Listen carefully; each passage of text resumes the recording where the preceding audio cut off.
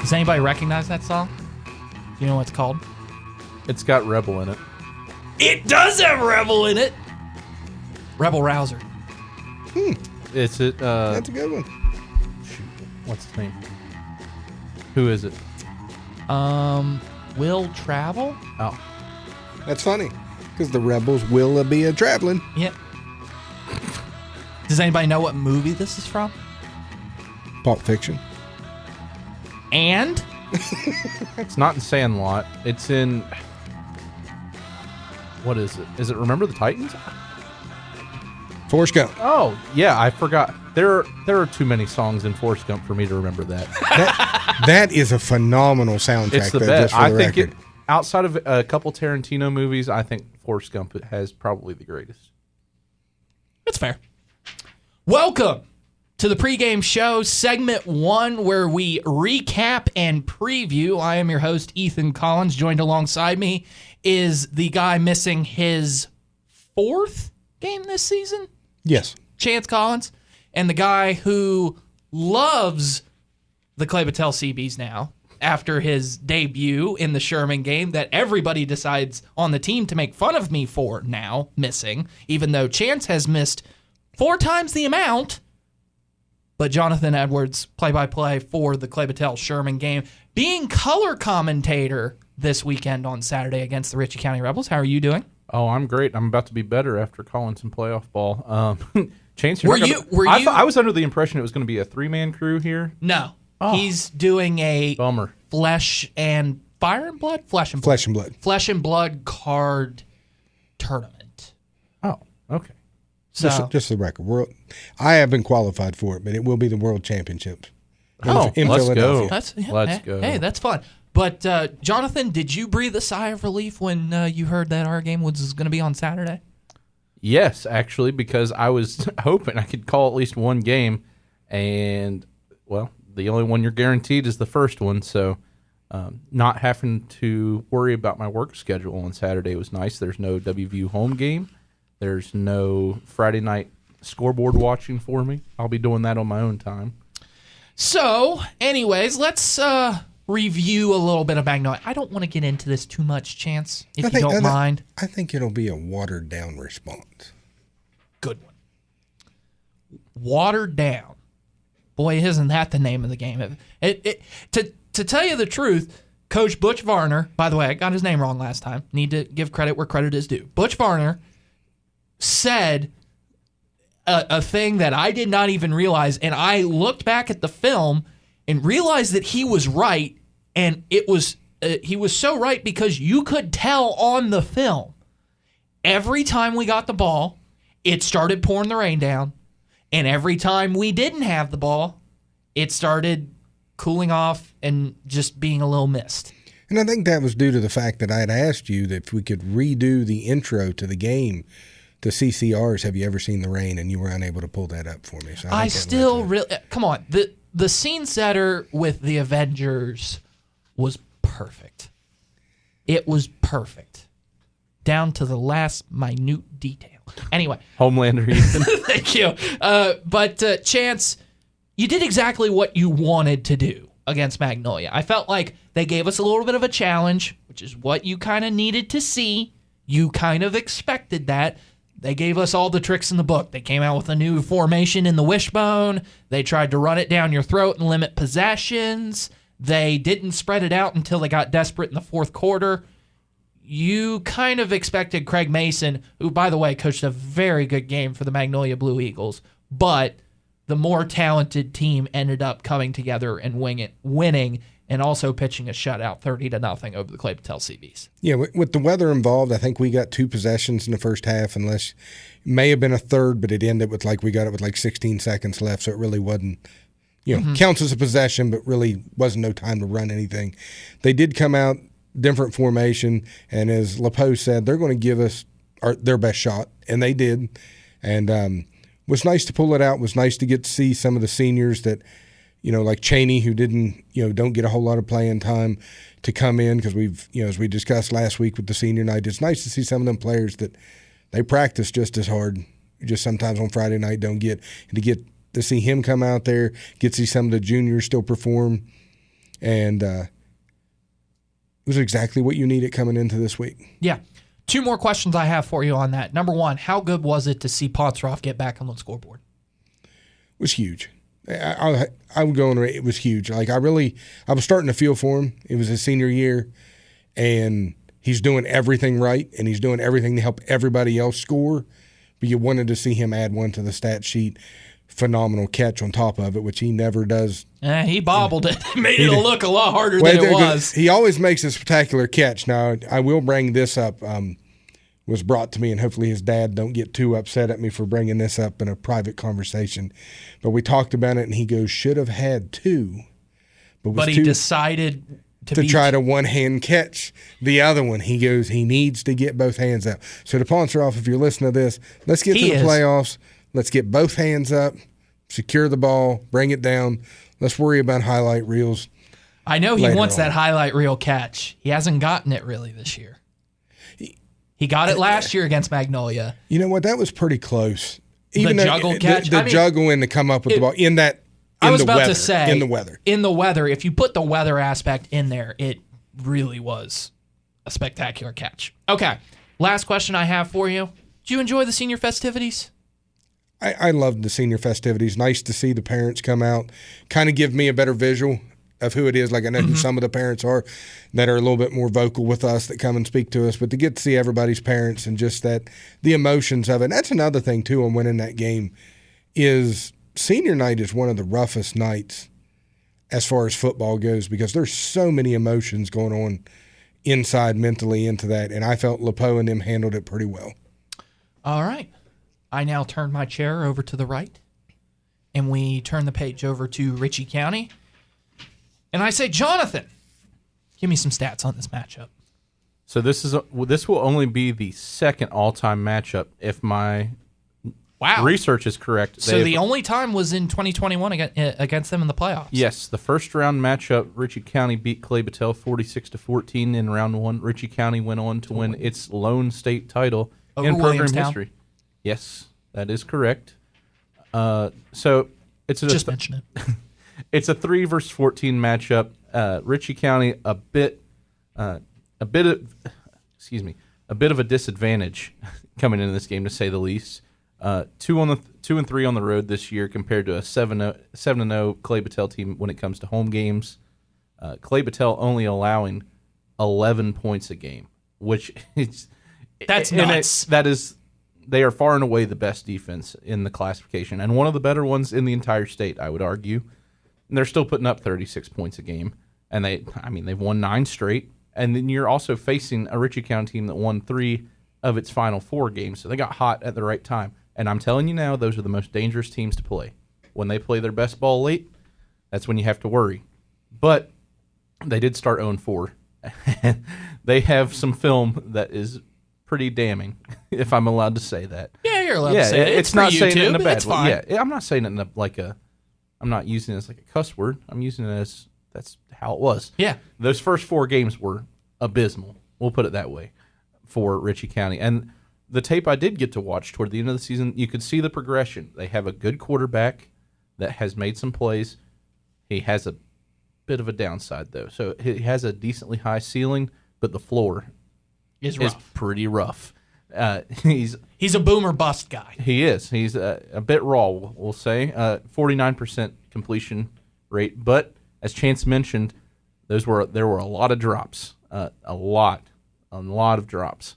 So he is pinpoint when it comes to precision. His receivers just don't always come down with it. Over 1,300 yards, 15 touchdowns, 8 picks. That's the number to keep out for. It's a last name that also comes to familiar people of Clay Battelle. Turner Shriver. And I will say some of them picks are pretty bad. Yeah. Like they're the one against St. Mary's was bad. Like there's one, the middle linebacker, like he pretty well hits the middle linebacker right in the numbers. He just does not see him. Phenomenal athlete, though. I will admit, like we kind of discussed a little bit, texting back and forth. He's got an arm. He's very accurate. Sometimes the accuracy worked against him because his receivers ain't the best, and the coverage was really good on his receivers. The ball was still there. Just sometimes the defensive back, it was so on cue that the defensive back came up with it. Yeah, exactly. And a few more things I want to point out. You have Clay Battelle. I mean, they've already surpassed their win total. They went 4-5 last year, 9-1 this year. This is their first playoff trip since 2022. Round 1 loss to Williamstown. Yep. Who went on to win the state title? Correct. By the way. And it'll be the 17th playoff berth in program history for Clay Battelle. Highest seeding in program history. Correct.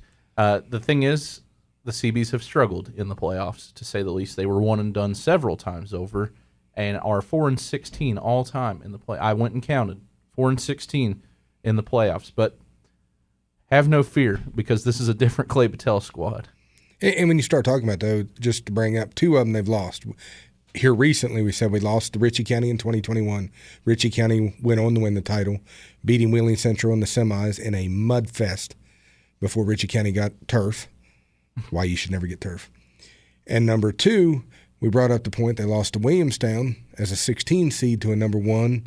In the pouring down monsoon of PHS, when Williamstown did not play in their home field at all in the 2022 state championship because our bleachers were condemned.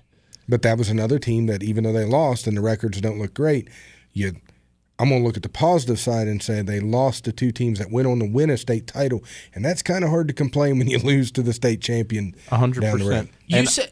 Sorry, go ahead. I was going to say one final thing. I'm not putting Clay Battelle down for this. It's just mentioning a fact, and I will say this is why winning in the regular season and getting a good seed is important, because you don't have to face a 16 seed or a 1 seed this time. You're playing the 14 seed at home. I can't remember when it switched over, but another thing to go in is I can remember, I believe, St. Mary's High School, when I was still in high school, Clay Battelle came down and played us. But if I'm correct, at that time we were only taking 8 teams. Like the playoffs. No, it was 16. It was 16. What year did we expand? What year did we expand to 4 classes? No, what year did we expand to 16 teams? I don't know. It's been that way pretty much the entire time I've been in high school. But that's the difference. I came to high school about 18 years. So we'll say, 20-some years ago, if you got into the playoffs, you were playing a really, really good team. There was only 8 seeds. I can still remember, which I'll show my age on this, I can remember only 2 teams making it. They took the top 2 seeds, they played a championship game, and that was it.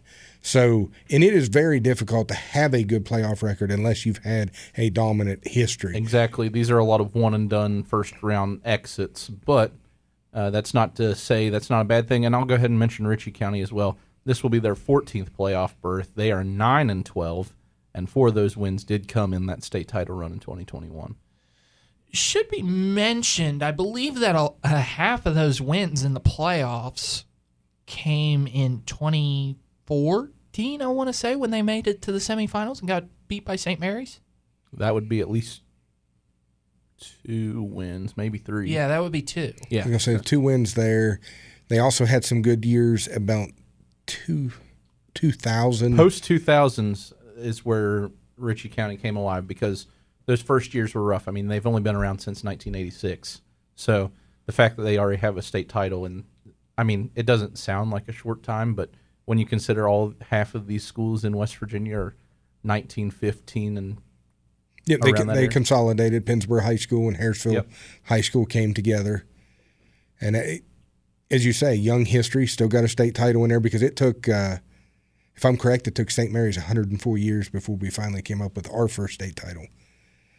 Exactly. So they do have a good history, but I remember Andrew Cowan and them around 98 to 2000. They were making it to the semifinals and losing to, I think, Bluefield, who they always struggled with. I saw that when I was counting them up. They gave up 70 to Bluefield in the playoff game. So I'm pulling it up right now for those that don't know in Clay Battelle history. In 2014, they did make it to the semifinals. In round 1, Clay Battelle was the number 4 seed, played number 13 Greenbrier West, won 14-7. Then in the quarterfinals, Clay Patel played at a school that no longer exists in Bishop Donahue. They won 30-20. And in the semifinals, Williamstown took on Tug Valley, won 42-28, and St. Mary's defeated Clay Patel by a score of 20-14. Chance will remember this also very correctly. Williamstown and St. Mary's met in the state championship of 2014 and proceeded to go up 20-0 in the second quarter. However, St. Mary's could not kick an extra point and forced overtime, actually 3 overtimes, and failed on a 2-point conversion in the third overtime, where Williamstown won 33-32. This is the reason that I constantly tell LePeau you have to figure out how to teach a kid to kick, because I still remember that nightmare. Did you enjoy that? Because I certainly did. I also talked to Chance earlier about. Are you crying? It was an emotional game. I listened to it on the radio, and it was really rough to hear because when you're up 20-0 versus a rival, and you think this is the moment you've been waiting your whole life for. 2 public schools in the single-A state title. That, by the way, not even a public school in the semifinals at that time. Clay Patel, St. Mary's, Tug Valley, and Williamstown all in the semifinals. I don't know what the heck Whaling Central was doing. Preparing for the next 16, probably. That's all. I'm not. Anyways, okay, you're done. Chance, back to Ritchie County. What are you seeing on film for these Rebels? We'll start with the positive first, is what I'll say, and kind of touch off what Jonathan said. Have a very athletic, accurate quarterback. Now, to the negative, he has nobody to help him. Their line is small. Not an extreme amount of speed, a little bit more speed than some of the teams we face, but there's not a whole lot of pressure coming from it. Their tailback, 32, Satterfield, we may have our Sherman moment. You guys might on Saturday where you can scream false start every play because he starts early every single play, and the film shows it. Wide receiver number 6. So you hear that, Papa Cohen and Papa Statler? Y'all need to yell false start every play. Yep, they are very aggressive on defense. I know Corey's been good with the cadence this year. I think I called with you. I said I think we will get 4 offsides penalties on them just because that's how aggressive they are with just the cadence. They are a talented team is what I will say. Like, they're athletic. The size really hurt them, especially in their losses. Oak Glen's line just dominated them, I think, if I remember. Maybe that's the St. Mary's. I did watch some St. Mary's film, but it seems like the teams that they faced early on that they lost to, just the size was the major factor when you kind of look at it. And I kind of feel, boy, this one's going to be rough because I was happy to see Ponceroff get on the stat sheet. But I'm going to go ahead and say I did send Jonathan a text last night while we were communicating. I think it was last night, may have been the night before. We won't pass the ball this week. Not once? Not once. Okay.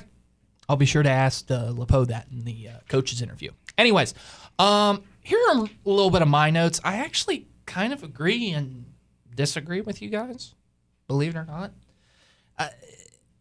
I put the strength of this team is I actually think they got decent playmakers at wide receiver when they can catch the ball. That's the problem. Yeah, I understand. They've got a decent tailback. They've got decent wideouts. They just can't catch the ball. QB that can run when given good blocking. He has a good arm when he has time to throw it, and it is open. Now let's get to the weaknesses. Shriver stares down his first read, like very, very hard, and also tries to throw the deep ball a little bit too much when the flat is wide open. Now, I understand that can probably have something to do with the fact of, well, when your receivers aren't catching the ball in the flat, then maybe you want to hit the home run ball a little bit more. Line's not very good. And I also put their defense does a lot of West Virginia University tackling. Chance, I'll let you explain that. It's where you don't wrap up. You just come in, throw your shoulder into a player thinking that your athletic ability is going to be good enough to knock them over, and they just run for another 15 yards. I'd like to say that this should be subjected to the West Virginia University defense of the first 7 weeks of the year because they last year. Oh! I thought it was worse last year. I don't know, but they just don't wrap up. I mean, they want to come in, they want to hit you, just knock you to the ground, and if you can keep your bounce as a tailback, they are the type of players you love to run against. I think Ritchie County, again, we talked about a player and their quarterback that is boom or bust. I think this entire team is boom or bust. Find Ritchie County on their best day, they're going to be a tough out.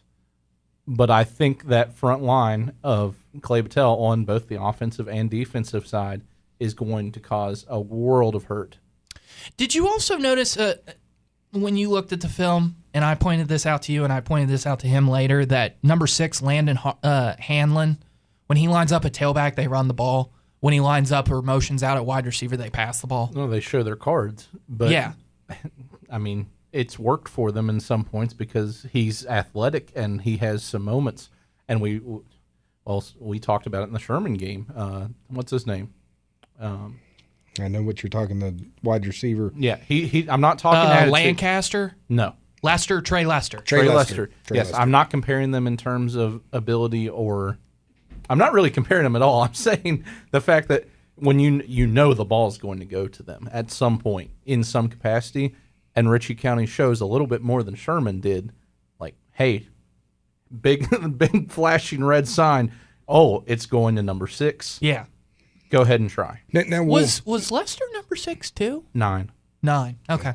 We will also touch upon the point that we have said that we felt throughout the season the weak part for Clay Battelle has been the intermediate passing routes. Like, we really feel we cover the deep ball well, we cover the run well, but those teams that have found times to kind of hurt us, exclude Oakland and I was about to say maybe tailback. Maybe having a phenomenal tailback will help. But too. The intermediate passing has hurt us. If their receivers find a way to catch, they could give us fits for a little while. I really believe that. I believe their line in the end will be their downfall of why we come away with the win. But if they can get that offense clicking in the intermediate passing, Aller and them will have to make some adjustments. I think at this time they're going to keep the defense the way they've been doing it, but there will have to be some adjustments if they're able to keep catching the ball, though. Yeah, and this is going to be my one thing. This isn't stats-based. This is just off of our conversation. If you're a Clay Battelle fan or a player, and don't take this in a bad way, don't be shocked if Ritchie County punches you in the mouth out of the gate. I'm not saying it's sustainable, but I'm telling you, it will feel like playoff football in those first few snaps unless you just take advantage early. But it's not saying Ritchie County's going to come in and win this game. You just got to be ready. You just have to be. You cannot lay down for a 14 seed because that is again, dangerous situation if you do that. Especially for a team playing its best football right now. All right. Anything else you guys want to add about Ritchie County before we wrap things up? They've got nothing to lose. Certainly. He brought up the playoff football and the punching you in the face. And the thing you got to remember, they're coming in with nothing to lose. That's the scariest team. And as CBs, you can't play tight. You got to play your game. That doesn't mean make mistakes. That means just play your game, be safe with the ball, but be prepared to get the best Ritchie County team that you see on film. That's what I will say. Jonathan, do you want to stick around to find the results of our pick'ems, or do you want to head out of here? You can just spoil it for me off camera, or not even off camera, my goodness. Off microphone, if you will. Okay. Did I have another bad week? I have a feeling I did pretty bad. Well, we didn't have you on last week. I knew the one that I made the second week. You got 70%. Really? Yeah, you got 70%. You done so good the first week. That's what I'm saying. That second week was bad. Yeah. You had actually a 7-5 record. It felt like I lost all of them in my head. I know that feeling. All right. We'll cue the music.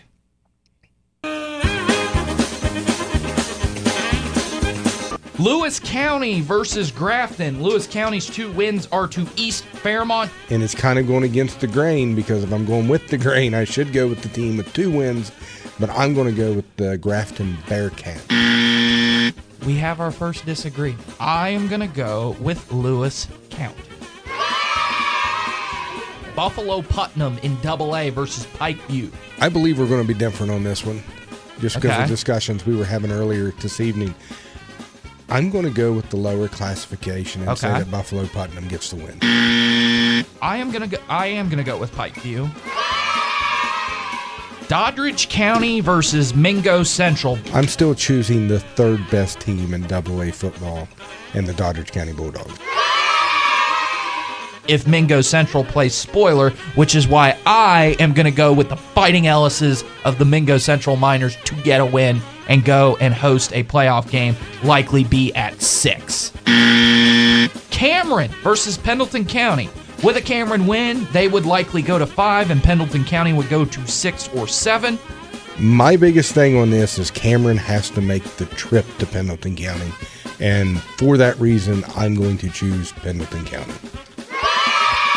I am going to go with Cameron. St. Mary's versus Wirt County. St. Mary's hosts a playoff game with a win, and Wirt could host a playoff game with a win. Chance, will you go against your alma mater 2 weeks in a row? I can tell you right now, the check mark is on Wirt County on my sheet. I am going to go with who I consider to be the best all-around quarterback with this, and I'm going to go with Wirt.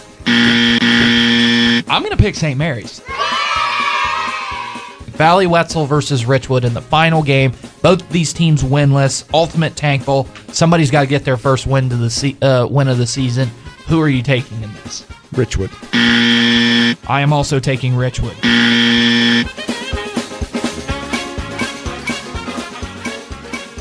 Oh, boy. Boy.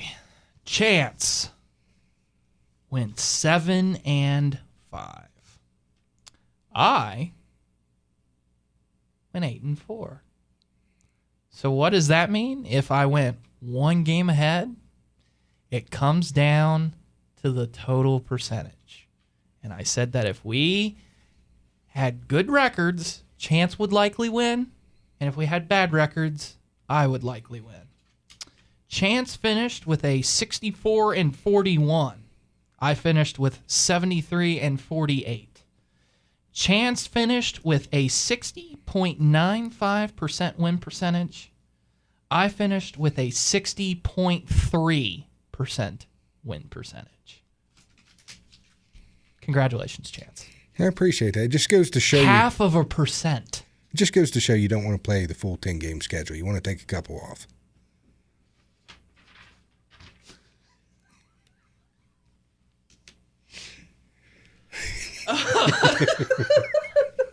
It's always about playing the percentages even. Oh, God. That's fair. All right. When we come back, we will preview the 4 classifications with Quad A coming up first. Chance, I have a special guest for every classification except Single A, because I feel like we can justify Single A a little bit more. We're just the special guest. Yeah, exactly. So when we come back, you'll hear a familiar voice, Mr. Luke Wiggs, coming up here on the Quad A preview here for WAJR.com. Oh, wait, actually, I just now thought about this. We're going to have the coaches interview coming up next. So be sure to stay tuned for that. And then listen to our classification previews for the state playoffs here on WAJR.com. Health works for you, for rehab and fitness too. Keeping high school athletes healthy is something that HealthWorks Rehab and Fitness takes great pride in. That's why our certified athletic trainers work with many area schools during practice and on the sidelines during tonight's game. Unfortunately, injuries do happen in sports, at work, and at home. At HealthWorks, our goal remains the same, to get you back in action. When you need physical therapy, you need HealthWorks. HealthWorks Rehab and Fitness, Morgantown, Westover, Cheat Lake, Blacksville, Smithfield, Waynesburg, Fairmont, and Buchanan. When your body hurts, go to HealthWorks. Our people make the difference in the way you feel each day. When your body hurts, go to HealthWorks.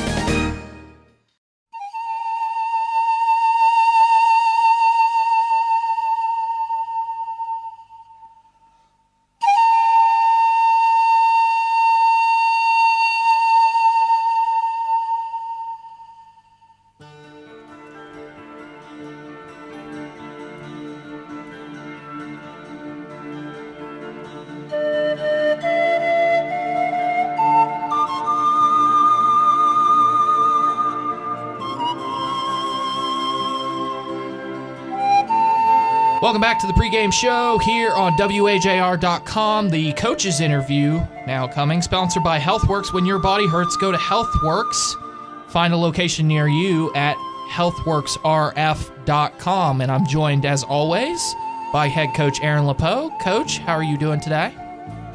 I'm doing great.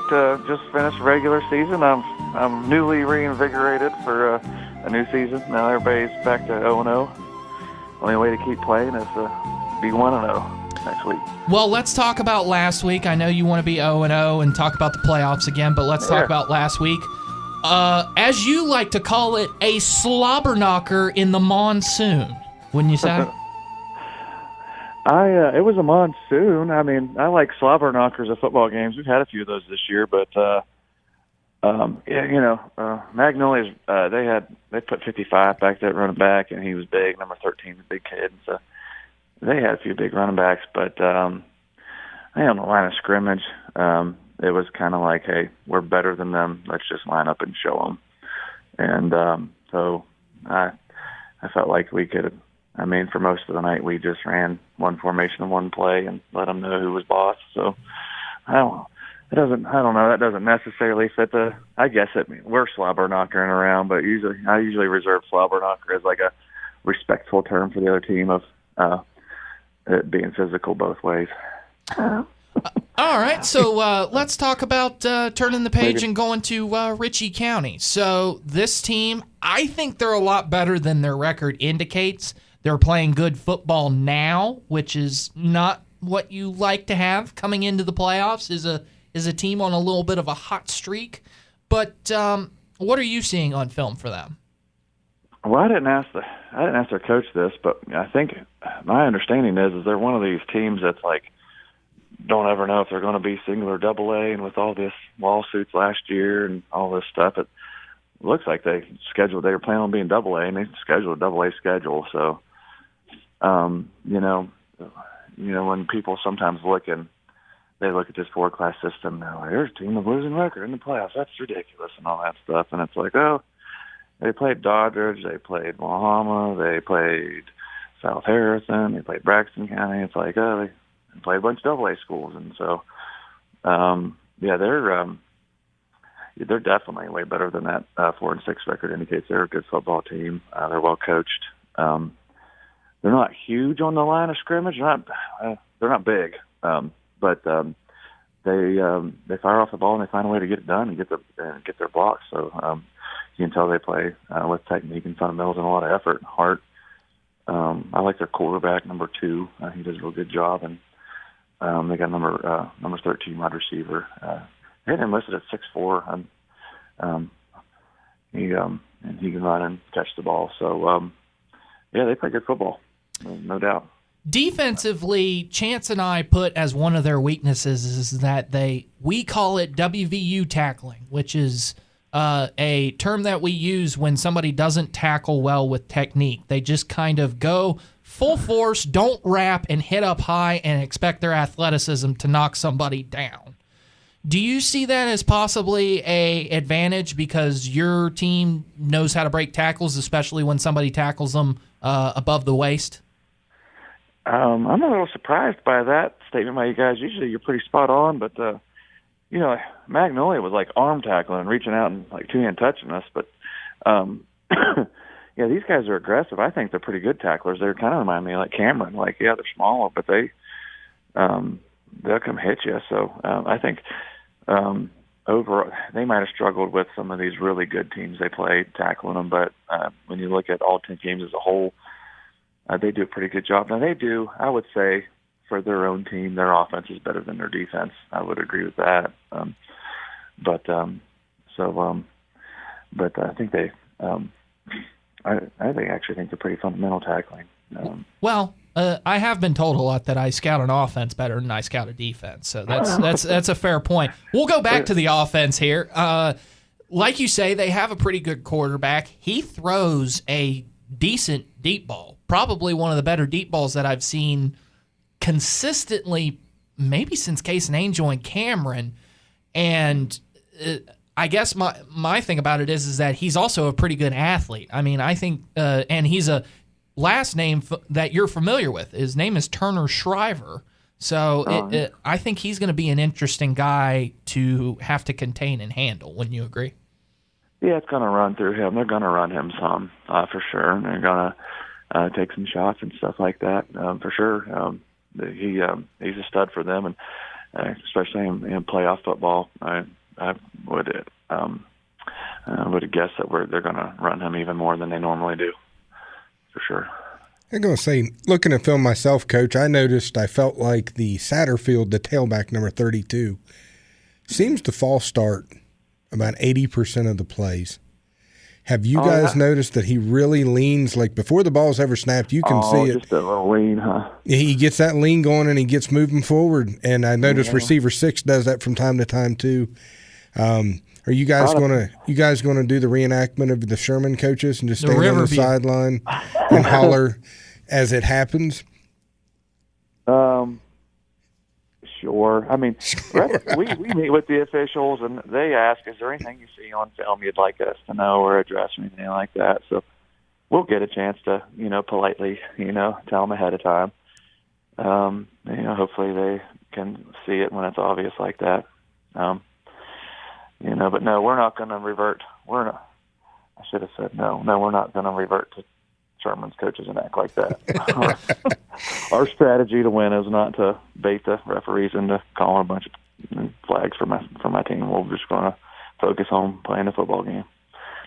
So I'll ask you this. I have no pleasure in asking this, but as a top 4 seed, some people, not going to name names, but maybe Ethan Collins and Chance Collins, tend to look ahead too much. Tend to look ahead to the next opponent and maybe write this one off. I have a feeling I know what you're going to say, but I feel like these players are locked in and focused for this week, taking it 1 week at a time. Absolutely, yeah. These kids are. They've been doing things the right way since day one of practice and all season long. So they trust we've got a process, and they trust that they're bought into it. It's easy to buy into it when you win 9 in a row.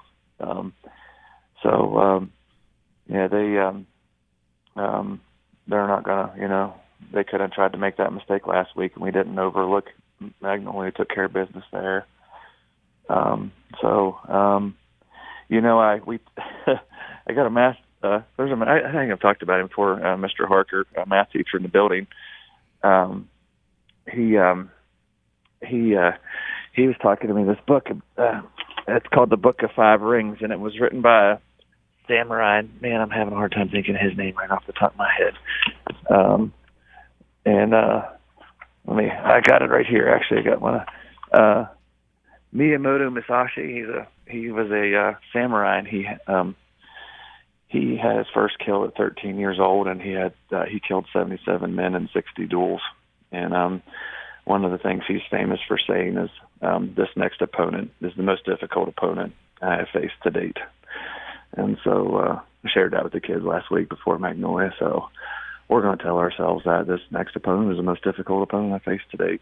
That Miyamoto Musashi, he never did lose. He never died. He was the most famous one. When you read more about how he won some of these battles, it was all about preparation, preparing for it. She'd try to make sure it was the right time of day, make sure the sun was at the right angle. He waited till the right time of day for one of these duels, and the sun was just over the horizon. It was in his opponent's eyes, and he went and took an oar to the samurai fight instead of a samurai sword, and he beat the other guy to death with an oar. Wow. So no oars in this next matchup between the Clay Battelle Seabees and the Ritchie County Rebels. Okay. Next question that I have for you. You're around the small town of community of Blacksville and the surrounding small communities around it. We're over here in Morgantown. So anytime I talk about Clay Battelle, the average answer is usually this: oh yeah, Clay Battelle, they're having a really good year, and that's really good. It's either the number 3 seed in Single A, but everybody's focus is on University of Morgantown. But I know that the community of Blacksville and the surrounding communities of that in which Clay Battelle resides has got to be thrilled at the way that this season has shaken out. What is your view from the community and what they're seeing with you and your team? I'm getting a lot of messages from alumni, former football players, just a lot of people that graduated from the school, and they just let me know how proud they are of this team, and they're proud of how they play, how tough they are, and how they play as a team. I think Braden Pontroff told you all last week that, we'll be remembered as a team that played together as a team, unselfishly. And so I think you can see that. You can see that on the field, but you can see it in the stat book. We don't have a rusher for over 1,000 yards, but we have over 2,200 yards of rushing. And we have over 1,000 yards of passing, but all that's spread out, so you can see it everywhere. But it's really a blessing and a great feeling to get told by so many people in the community that came before you that how you're making them proud.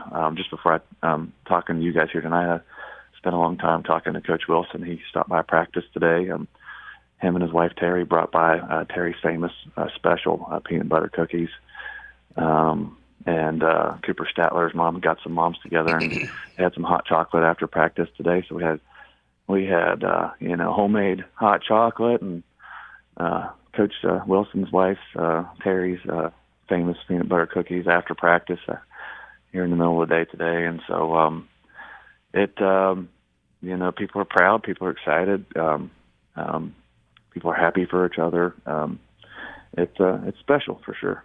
I can't let you go away with that question without me asking you if you can tell me what Coach LePeau said to what Coach Wilson said to your team. He talked to me on the side. He came across the track down the field for a little bit. He talked to some of the players that he'd coached before, Cooper Statler and Ponsroth and guys like that. But he spent a lot of time talking to me and our assistant coaches, and we just talked some football about some run plays and Charlie blocking, and that he said he was real impressed with the boys. We've got players at every position, and there's no weaknesses out there. We've got a complete team, and he said that he gave us coaches. He said all coaches know that you got to have good players, and you guys have real good players, but having them be together and stay together and play together and have good team chemistry. He said that you coaches have brought that. You guys have done that, and you've done a heck of a job with that. And he says you got them playing real good defense, and you guys are doing a heck of a job with that. So he was just real, very complimentary. He the man knows football. So for Coach Wilson, one of the greatest, 29 years at Coachella, get his nod and approval about how we're doing it means a lot to all of us, not just me, but all of our coaches. I was able to meet Coach Wilson along with my daughters a couple years ago when I first started doing this, and he happened to hand out some T-shirts to my daughters. And it's led to an interesting story that when I talked to Ethan off air here a moment ago, he's like, you got to share that with LePeau. You got to share it with LePeau. So I'm going to break this down for you. It's just not the community that is rooting for you. There may be one individual at least in Ritchie County that is rooting for you all. Oh, sweet. Earlier in the year, my daughter wore a Clay Battelle shirt that Coach Wilson had gave to my daughters. She wore it to school, and one of the classmates of hers, a boy who plays on the middle school team, said, "What are you doing wearing a Clay Battelle shirt?" And she's like, "Well, my dad announces the games for him." He was okay. He took the answer okay. But one of the, I believe, teachers/coaches for Ritchie County High School seen her with the shirt on a couple months ago and asked her kind of the same thing. And she told him the same thing, and he was like, nah, I don't know what you're doing wearing an opposite school shirt. So when I brought up the point this last weekend when my daughter Aaliyah was up that she may not want to wear the shirt because I didn't want her taking a rough time, she goes, "What do you mean?" I said, Clay Battelle plays Ritchie County this weekend, the first round of the playoffs, either Friday or Saturday. And her comment was, "Nope, I'm wearing the shirt and I'm going to show it off to the teacher/coach." So there's at least one of my kids that's down there wearing a Clay Battelle shirt this week, the Ritchie County Middle School, in support of you guys. Oh, sweet. please. We're happy to have her. She can come sit next to my wife or something. So we make sure she's That's taken awesome. care of. All right. Last question I want to ask you before we let you go. University plays on Friday. Morgantown plays on Friday. You play on Saturday afternoon. WVU is away at Arizona State.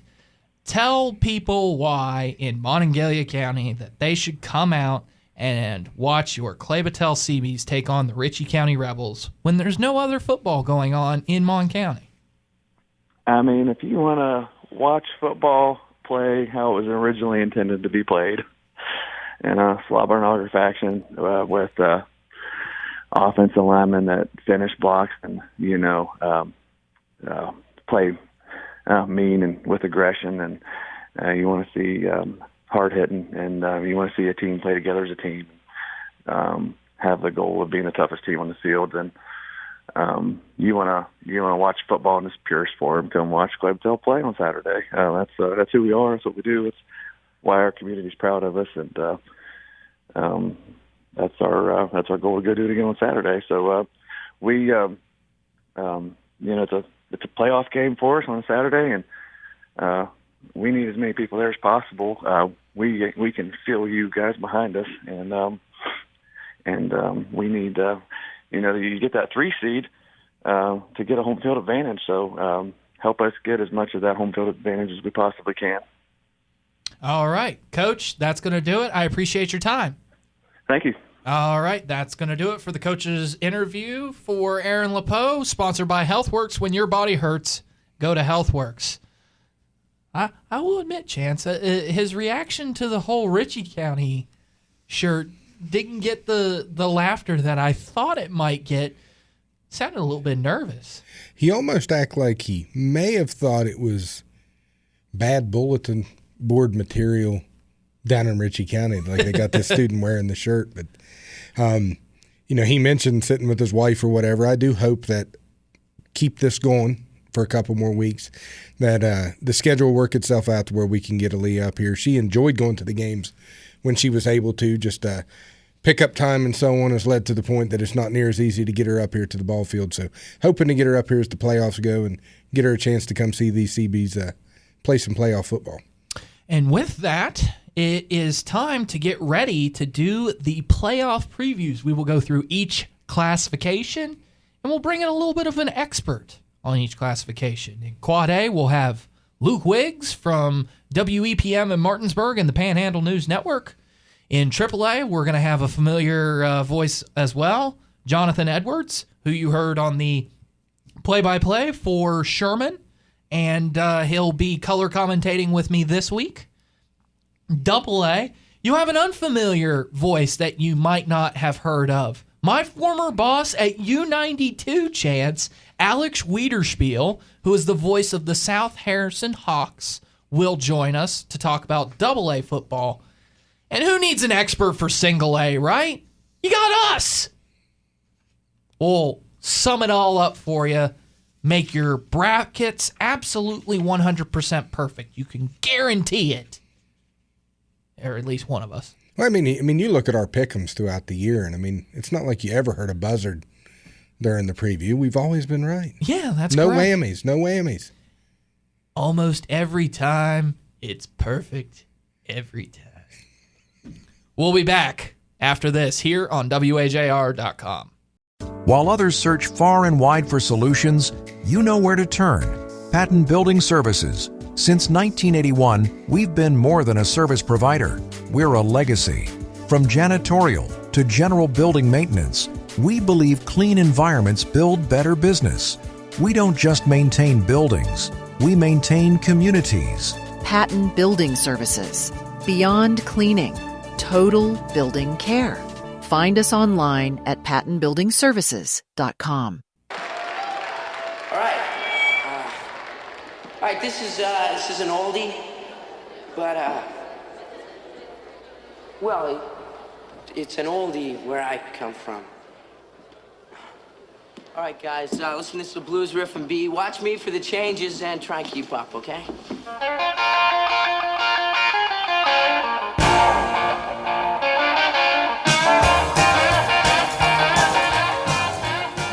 when you have a blues guy on from St. Louis, well, sort of from St. Louis, you got to put some Chuck Berry on the broadcast. Welcome, everybody, to the pregame show here on WAJR.com, CB's edition, playoff edition. And to start things off, we're going to go into the all-important Quad A, the biggest classification. And with that, we're going to do an expert for each classification, except single A. I think we got that covered. But a man who knows everything about what's going on in AAA is Luke Wiggs over in the Panhandle. Luke, how are you doing? I'm doing all right. I appreciate a little Chuck Berry, a little Blueberry Hill. That was right up my alley. Good call. That's what I was thinking, and also it's the 40th anniversary of Back to the Future, so I thought I'd insert that one in there as well. All right, Luke, I want to get into the headlines here for Quad A, and then we'll get into some questions. Just start with what you feel are the headlines of Quad A in this regular season.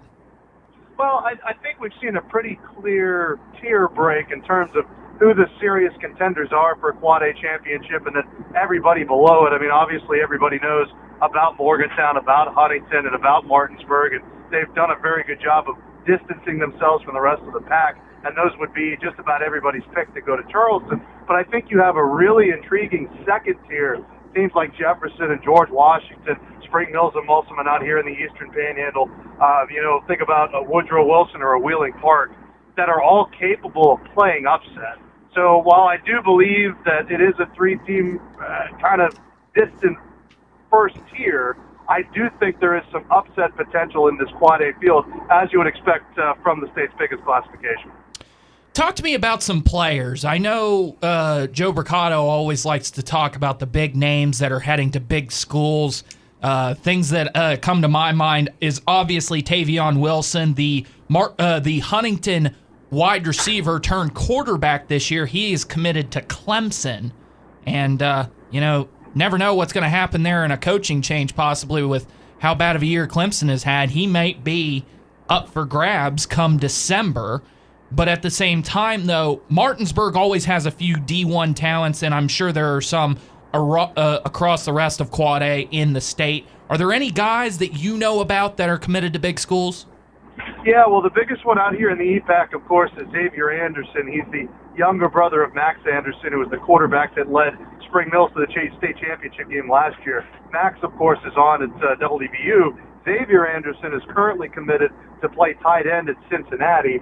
And I wouldn't be surprised to maybe see him put his name back into the college football recruiting waters if he decides he doesn't want to continue to be a Bearcat. He's a big name. In terms of top-end Division I talent, when it comes to Martinsburg, I think a lot of the guys that are D1 talents, Brian Dick is a junior, their quarterback. He's got some Division I upside, but I don't think we'll be able to find that out until the summer with some of these camps. They've got a freshman wide receiver, Christian, and his last name is completely escaping me right now, who's another really talented guy that as he gets a little bit older, I think will get some Division I buzz as well. But what you do have in the EPAC, and I think this is the case around the state, you think about Brennan Wack at Wheeling Park, Blake Sanders is a great guy, a running back at Spring Mills, a good example. Nate Lazier, another running back at Musselman that fits this bill. Jackson Rockwell is the quarterback at Jefferson. There's a lot of guys that, even though they aren't probably going to end up at the Division I level, are going to be excellent MEC players. I hope a number of them stay here in the Eastern Panhandle and play for Shepherd and the PSAC, because what West Virginia lacks on a year-to-year basis, and you've seen this some at Clay Battelle, from the Division I talent ranks, is just a really, really healthy number of quality Division II and Division III talents. And I think we're going to have a lot of those in Quad A. I'm glad you finished up with Jefferson. They started out 0-4, and they finished 6-0. We talked about a little bit throughout the season about their quarterback coming back. Is he now back, and is he healthy? Yeah, well, it's interesting. When I talked to you at the beginning of the season when Jefferson was struggling, I had said that Braylon Holmes, their quarterback, who they thought was going to be the guy at the beginning of the season, was getting healthy. He was going to come back at some point. He's not the guy that has gone into the quarterback position and gotten the results for this team. They started out with Ryan Wendt, a senior transfer from Washington. He struggled. And before Holmes could come back 100% healthy, they pivoted instead to a senior wide receiver in Jackson Rockwell. And he's been the quarterback ever since. he's what's led this Jefferson offense down a path of being very successful. Now, a good part of Jefferson's success is also who they played. I mean, you start the year with Spring Mills, Morgantown, Martinsburg, Sharando. Those were just 4 really tough games to start the year. Then they make the quarterback change, and now we've seen them rattle off 6 victories in a row. And it's a big deal because they have Washington in the first round, who they dominated to finish the regular season. It's an EPAC rival. If they're able to beat them, they're looking at probably George Washington in the second round. That's a George Washington team that Jefferson beat at GW, so getting them at Jefferson would be a big deal. If Jefferson wins their first-round playoff game, that marks 5 consecutive years that the Cougars have been in the quarterfinals under Craig Hunter, and they were one of the doormat programs of AAA or Quad A football the last couple of years.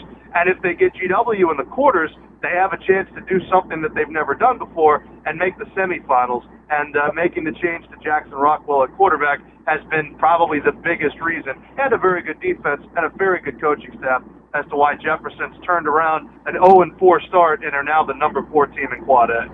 Last question on the headlines. I'm going to ask you to go out a little bit of your comfort zone here and talk about stuff in the North Central West Virginia area in Morgantown. Maddox Twig, your thoughts? I've seen him play, I think, 3 times this season. There's no doubt that the kid's tough. There's no doubt that the kid has legit Division I upside. I know that Marshall's already been very interested in him. Other schools have been as well. I know he took a game day visit to Pitt. I don't question his abilities as an athlete, and I don't question his abilities as a runner. He is excellent at both of those things. What I've questioned is his ability to make high-leverage, late-game situations, reads into tough coverages, to fit balls into tight windows, and really develop as a thrower, because he's got an incredibly strong arm. It's just a matter of, where's that thing going? He has evolved as a passer from last season to this season. That was noticeable week 1 against Parkersburg. And then from the start of the season until now to become a much, much, much better passer. Because as it stands right now, he could be a really intriguing FCS quarterback. I think about the JMU quarterback, for example, Alonzo, and again, I'm blanking on the last name. That's where he's at right now. But if he has a very good summer, he comes back with a strong junior season, then you start thinking about how many stars you're going to put next to his name, and then you're starting to think about, hey, I think Rich Rodriguez needs to pay attention because he's got a Rich Rodriguez-type quarterback in his own backyard at Morgantown High. So he's definitely a Division I talent. As he gets better as a passer, he'll continue to get better and better in my eyes. But he has as much potential as any quarterback I've seen covering high school football since Tyson Bagent, and we know how well that turned out. Yeah, it did turn out very well. Maybe a little bit of a late bloomer in Tyson Bagent, but at the same time, he's making, $4 million a year now? A lot more than I'm ever going to make, I'll tell you that much. That's very true. All right, so let's get into the questions here about Quad A. Martinsburg is obviously the favorite. Everybody knows that. Everybody's been saying that for years. Chance is saying that I'm never going to pick against Martinsburg, and to tell you the truth, I don't blame him. However, they did start 0-2, and I feel like they have gotten significantly better as the season has gone on. Do you feel like this is Martinsburg's to lose? And who is somebody that could possibly match them?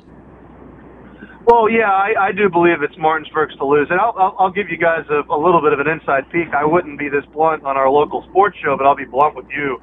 Dave Walker's insinuated that Martinsburg started 0-2, A, because they played 2 great programs, but B, because there's an expectation year in and year out if you're a Martinsburg Bulldog, hey, we win. And I think that this was a younger group that, didn't really understand what it takes to be a Martinsburg football team that wins week in and week out. They got punched in the mouth the first 2 weeks of the season. There was a come-to-Jesus moment where it was, yes, we're a great team, but we have to practice and prepare like a great team to continue to be a great team. And Martinsburg's just gotten so much better at how they practice and how they prepare, and that's been the biggest shift. It's not a schematic shift. It's not a personnel change. It's just they have figured out how to practice like Martinsburg teams should. And by the way, that receiver's name I failed to mention earlier is Christian Irving. He's key in this postseason because they've got Braxton Todd, who's an elite number 1. The question becomes who that number 2 or number 3 is going to be in the postseason, because you can't win in Quad A with 2 or 3 guys. They've got a really healthy stable of running backs. Kingston, McDonald, Gibson, and Kevin Myers. Brian Dick is very good at quarterback. Excuse me. And they're very solid in the offensive and defensive lines. In terms of who's got the best shot to beat them, I would lean more in a Morgantown direction than a Huntington direction. Huntington, for whatever reason, has the black magic to beat Martinsburg at Huntington.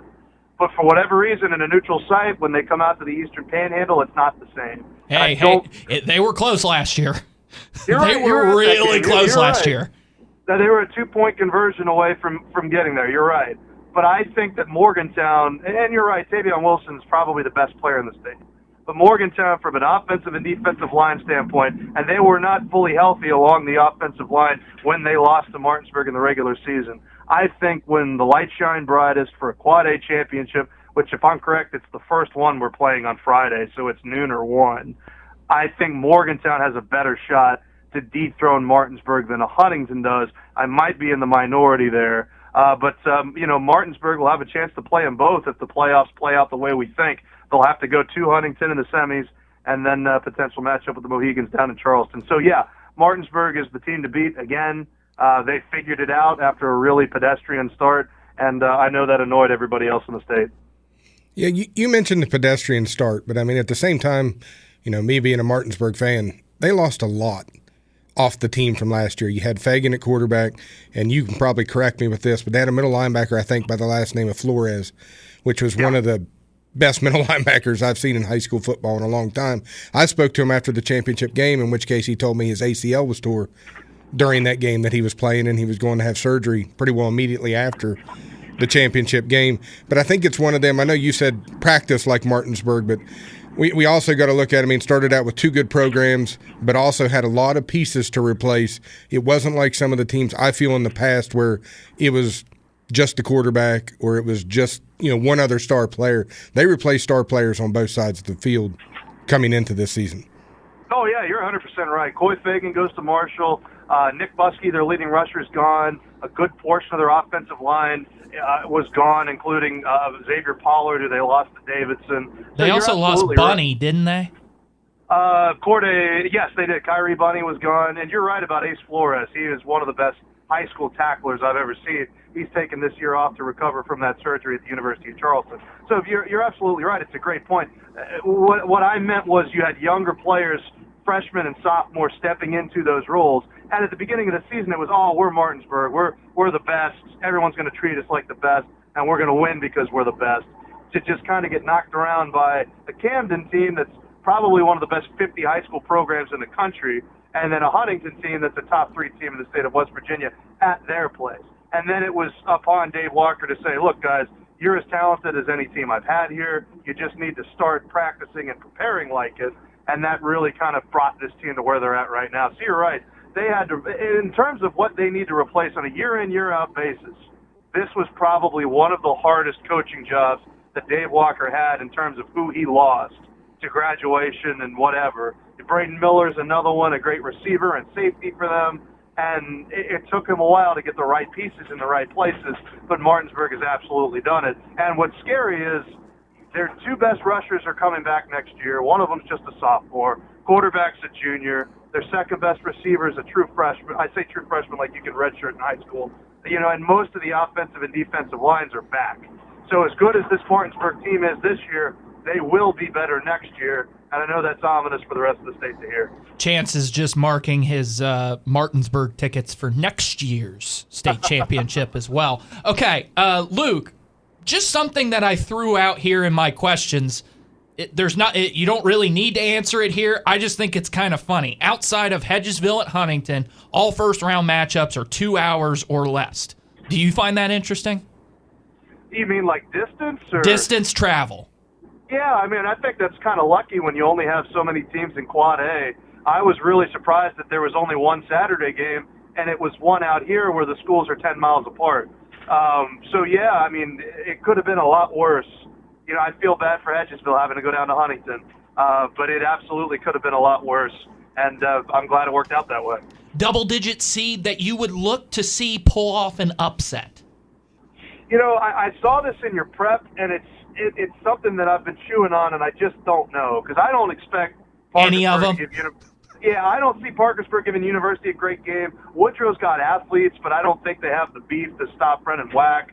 I don't really like Oak Hill's chances against George Washington. Persinger, such a good quarterback. Washington got stomped by Jefferson to finish the regular season. Park South is still trying to figure things out in the post-Nathan Tanner world. And no disrespect to Hedgesville and Buchanan Upshur, but that ain't happening.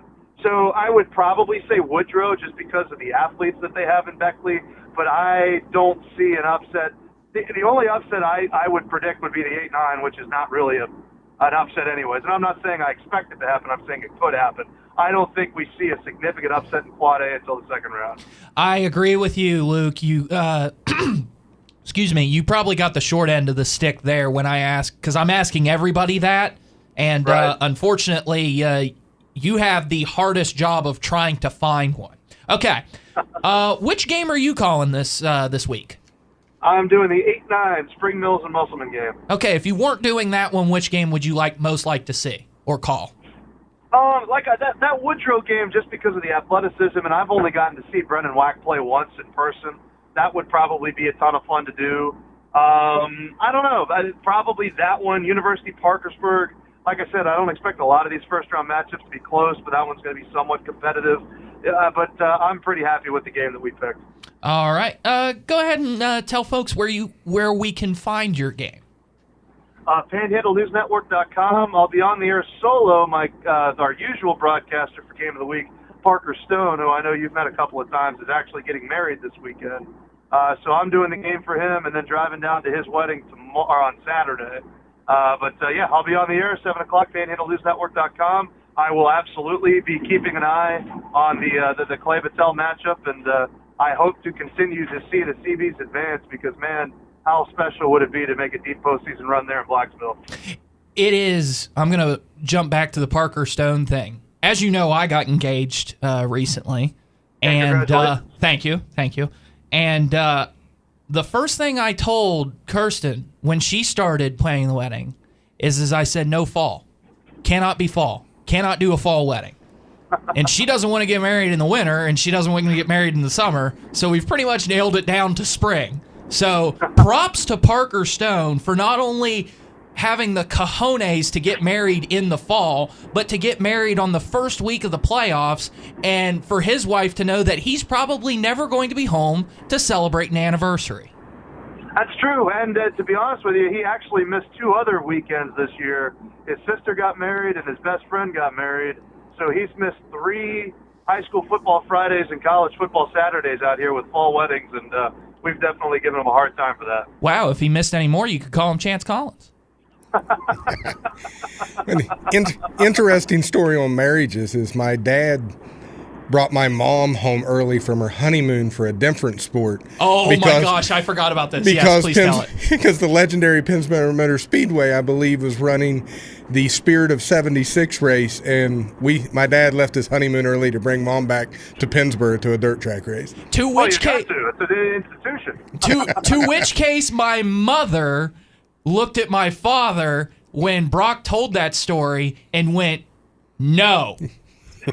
And my parents, actually, their honeymoon trip was a cross-country road trip, to which case my dad had to drive through Indianapolis, Indiana on Indianapolis 500 weekend, put his head down, and not be able to go or even look at the race. The things we do for love, fellas. Absolutely. Luke, we're going to end it there. Thank you for taking some time with us on this busy Veterans Day. I know you've got a story that you need to cover, but thanks for taking some time with us to talk Quad A football. Oh, anytime, guys. Go CBs. Chance has something for you. I just wanted to say thanks too, Luke. I mean, I understood your point, but I kind of wanted you to explain it better about Martinsburg having the young team. So I hope you don't take that question I had the wrong way. But I'm happy. Not at all. It's a great question. Happy you put it out there because they are a very young team, and it goes to show you, as Ethan was saying, I've already got Martinsburg down for the next 5 championships, so he ain't even going to switch my pick. All right. But thank you for joining us. Thank you, Luke. Absolutely. All right, thanks, guys. All right, that is Luke Wiggs for our Quad A expertise. You see why he's making the big bucks? Well, I said, unfortunately, you heard we'll never see that kind of lifetime money that Tyson Bagent is making, but you see why he's on the higher pedestal than us. Yeah, first off, very good voice for radio. Yeah. You know, we'll work on TV also, I'm sure. But at the same time, yes, very detailed, went right into the, precise things. Like I said, when I asked the question, I knew that Martinsburg was a young team, and how he went in to describe that, I think is perfect for those listening. I was actually looking at the Martinsburg schedule, and I think the closest game they've had after week 2 was 28 points. A bunch of them are by 54, 52. It's just, that is a team that, being young, did get hit in the face by some really good teams, but the learning experience, I've said it tons of times on our broadcast, you will learn more from a loss than you will ever learn from a win. And I think them 2 losses early changed that program for the better. It just is unfortunate that they end up at 3 and Huntington ends up at 2. A lot of people would say, well, the 2 best teams can't technically play each other for the state championship. But Luke talked about that black magic again that Huntington has against Martinsburg. Well, they have to go to Martinsburg again. Martinsburg has to go to Huntington again in the semifinals for a chance to work that black magic again. So that'll be interesting to see. All right. And it will be a matchup that for the first time in a long time, there'll be a chip on Martinsburg's shoulder to prove something. If there's anything that I would be scared of, it's Martinsburg with a chip on their shoulder. That's for sure. All right. So here's how the pick'ems are going to work, Chance. You know this, but the audience does not. I've said we are not going to go matchup by matchup because, let's face it, if we did that, there would be a lot of the same. However, I did say if you have a 13 seed or higher upsetting the seed that they are playing, I will give you 2 wins instead of 1. But if you pick it and you lose, you still get 1 loss. However, we are not going to go over those games, so you have to shout it out, I guess you could say. So, Chance, do you have any 13 or higher seeds upsetting? I'm actually going to make it a little bit easier on you, and this will go a little bit faster because of the talk we had with Luke. I have no upsets, period, in Quad A in the first round. That includes, the more middle seeds, as you say, because it's not the higher. I'm going to go one different, okay? So, with that being said, he has no 13 seed upsetting, so we won't even go over that game, go over those games. However, I do have 12-5, 11-6, 10-7, 9-8. So, 12, Oak Hill taking on George Washington. You have George Washington. I have George Washington as well. Number 11, Woodrow Wilson taking on number 6, Wheeling Park. Luke said that would be his biggest in trouble double-digit upset. To tell you the truth, the only reason I could see that happening is if Beckley takes out Brennan Wack, and I'm not going to say on purpose or anything like that, but he has had some injury concerns over the course of the season. So if Wack were to get whacked, Wheeling Park could find themselves in trouble. Agreed. I watched Parkersburg play against Morgantown. I get it. That's number 10 in the seedings, playing against number 1. However, they do not impress me. I feel like they're built like a strong side AA squad, and they're playing in Quad A. So with that, I have University. This is where it gets interesting because you have 8 Spring Mills defeating number 9 Musselman. I am actually going to take Musselman in this.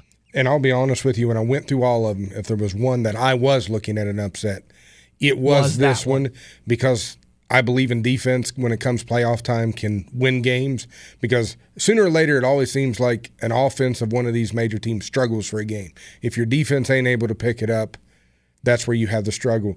The only thing that changed my mind is I did go back. They faced each other early in the season, and I think it was 28-0 Spring Mills. And I just didn't see a 28-point swing. That's why I end up going with Spring Mills. Didn't even realize that I said AAA at the beginning of the conversation. Anyways, all right, Chance, I said at the beginning of the year to pick a state champion. He went with Martinsburg. Pretty safe decision. I went with Huntington. Also, if you're not going to pick Martinsburg, probably the safest decision. So, with that said, I have the chance to double down, double or nothing. You can pick Martinsburg, or you can pick somebody else. So, with that being said, Chance, is it time to play double or nothing and stand your ground, or have you changed your mind? I am double or nothing for the next 5 years in the Quad A State Championship. I'm still sticking with Martinsburg. I'm going to double down as well. I picked Huntington. Going to think that black magic is going to come to fruition again. I'm going to pick Huntington and Tavion Wilson to pull off, technically not even really an upset because they're at home in the number 2 seed. But I still think Huntington can get it done. All right. How about this? I'm going to add, because I have an upset in the bracket. I know we're going to be able to switch the games from week to week depending on what happens. Who do you have Huntington playing in the championship? Because I actually have a surprise on the other side of the bracket. Do you... Let me pull up the bracket here. I've lost it. Here you go. Let me throw you mine. You got it? Nope, I got it now. Okay. I'm assuming that you have Jefferson or George Washington. I got Jefferson versus Martinsburg for the championship. Okay. No, I have Morgantown. And to tell you the truth, I may even think about if it was Morgantown versus Huntington, I would strongly think about Morgantown winning the state championship. I mean, they're that good. I mean, it's that offense too. Yeah. I get that. So, but I also don't trust a sophomore quarterback to win a state championship. Right. That's, the Jefferson thing. They're playing their best ball here towards the end of the season. Now, granted, as I said, Luke was saying their schedule's got a little bit easier, but there is some part of me, that sophomore quarterback, the pressure of the semifinals comes in. But I am going completely against what I did with Musselman, because Morgantown had a huge win, like it was 25 points or more, I think. We also got to remember freshman quarterback Maddox Twig almost beat Spring Mills. It was 14-7 in Morgantown. And I've been told by a lot of people the only reason Spring Mills won was because it was windy and they couldn't pass. So I'm just throwing that out there. Anyways, that's going to do it for Quad A. When we come back, we'll do AAA. Jonathan Edwards is going to join us here on WAJR.com. Josh Heinerman here with Advanced HVAC and Plumbing. For over 25 years, we have been making Morgantown homes cozy and efficient. From emergency repairs to energy-efficient upgrades, your comfort is our top priority. A proud supporter of high school athletics, Advanced is the area's only factory-authorized Carrier dealer, but we can service any brand or model. Carrier, turn to the experts and turn to Advanced.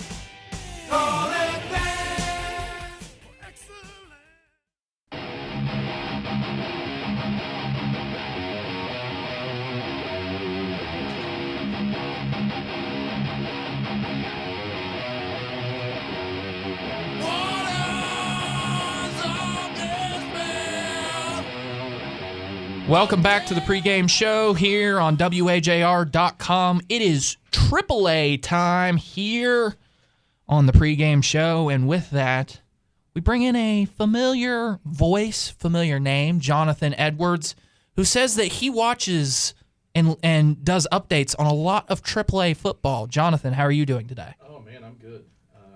Hang on. Didn't turn your mic on. There we go. Okay.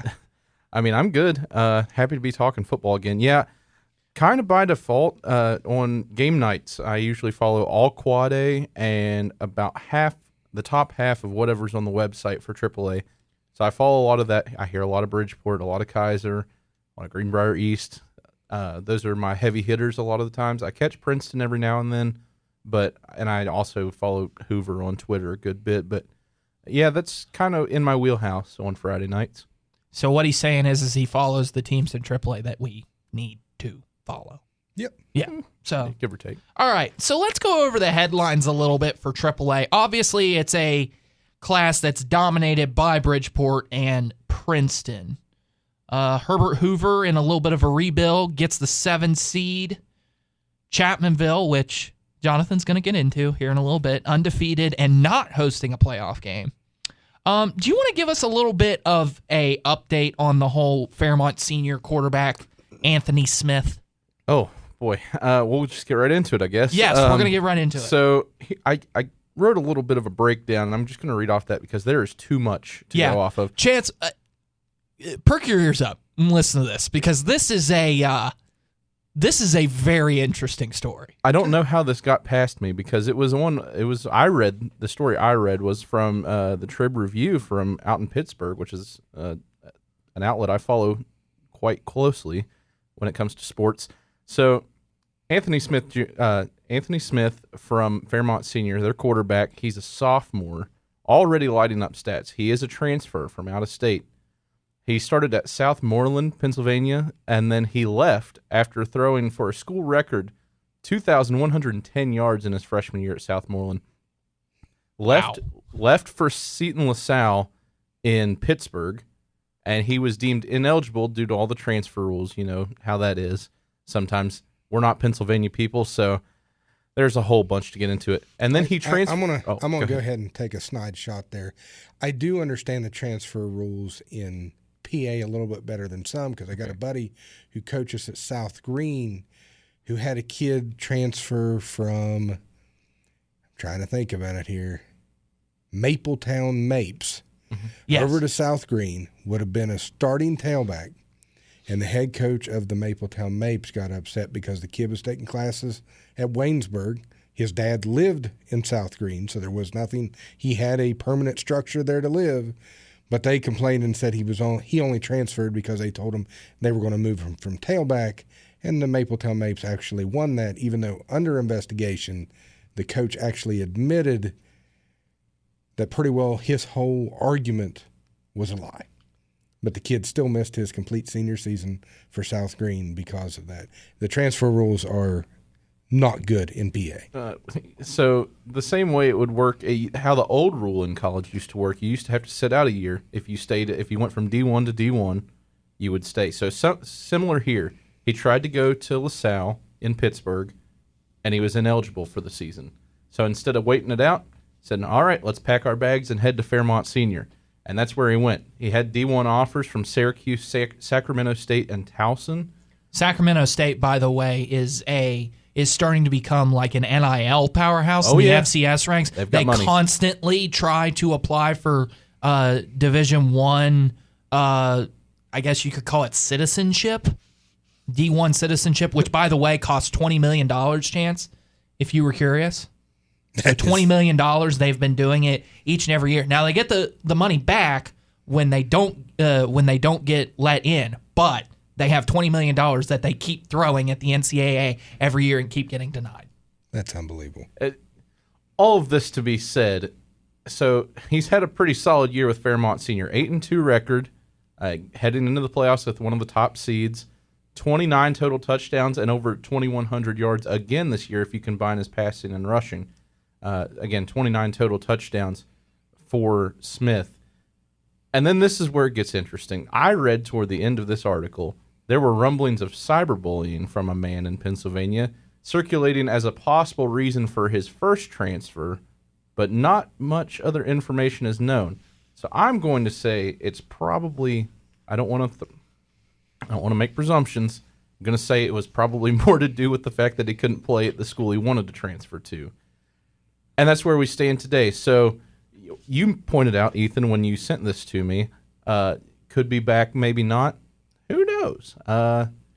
Because if you can play immediately. If he could play immediately in PA, right? He would have. Yeah. Well, no, he can now play immediately in PA because he didn't play a year. Yes, he can go back. To my knowledge, he can go back and do that. And this is, I'm not going to go on a rant because I know we have a lot to talk about. But this transfer garbage in high school has got to go. Something's got to be done. It's got to go. The best way I can explain it, the toothpaste is out of the tube. You can't put it back in. But if there was a way, it's just got to happen. It just needs to be more regulated. But all of this to be said, fantastic player, quite the interesting path to get where he is now, and that's all I have to say. The only thing that I'm going to say about this, and then we'll move on, and I'll let Chance get his thoughts, and then we'll move on. But if Fairmont Senior was a top 2 team in AAA, not even top 3, top 2, and could be competing for a state title, if Bridgeport did not wax them in the regular season, that would be a bigger story. Oh, 100%. But the fact is that he can't compete for. He's probably not going to compete for a state championship, so nobody cares. We'll get into that path for Spring Valley later. Exactly. But I still really like that Fairmont Seniors team. I understand that. Chance, go ahead. Your thoughts?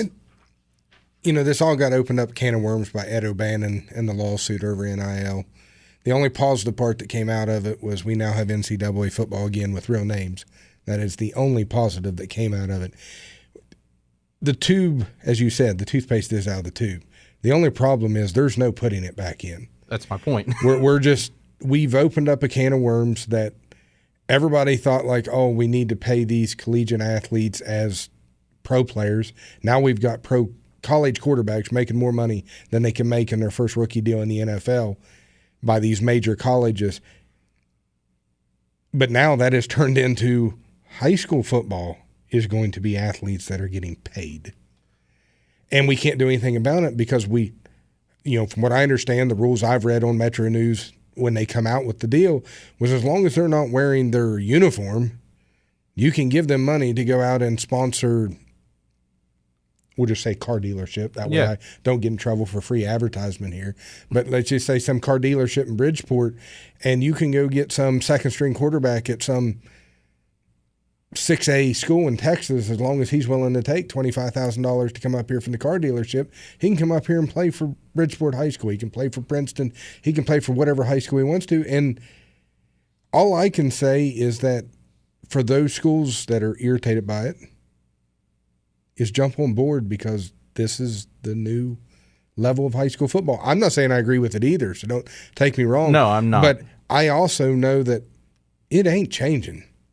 So you either jump on board with it and you start trying to find a way to go get a kid in PA to come play for you his freshman and sophomore year until he can go back to PA and start, or just get stomped by kids out of PA. That's what we'll even say Ohio. You go down to the LKC, there's going to be Marietta College, Fort Fry, kids that are going to want to come play in West Virginia and then transfer back. It's just, we got to look at it in a positive way. And that is, it should raise the level of football that we get in West Virginia. The whole point of this was to bring up the fact, though, that AAA has a lot of D1 talent. Oh, I think AAA is absolutely loaded. Now, I'm not even going to... They might have more D1 players in it than Quad A does. You look at all these playoff teams in Class AAA, and your seeds are... you have a 9 seed that's 10-0. You have a 13 seed that's 7-3. You look at... Let me look at this actual bracket because I want to be right. There are 2-8 teams in Quad A, and there's 7-3 teams in the 16 seed having to win their last game of the year. That's my point, that I think AAA is much more competitive. First of all, it's not as top-heavy. Don't get me wrong, two-headed monster at the top, but you look at your teams like Herbert Hoover, Spring Valley, all of those teams are really solid programs that in the AAA days, especially Spring Valley would come to Midland all the time, much smaller school by technicality, and would whoop up on them sometimes. So... Spring Valley, as we said the last time you were on here, Spring Valley was the only team that could beat Martinsburg. Yeah. In AAA. And they did it twice. Yeah.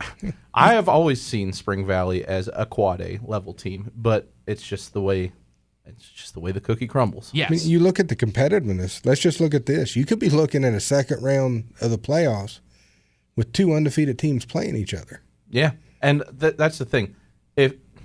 If I have to focus on one game, I'm not going to sit down and watch Martinsburg versus a 16 seed when I can watch. I think, again, that Kaiser North Marion game is going to be good.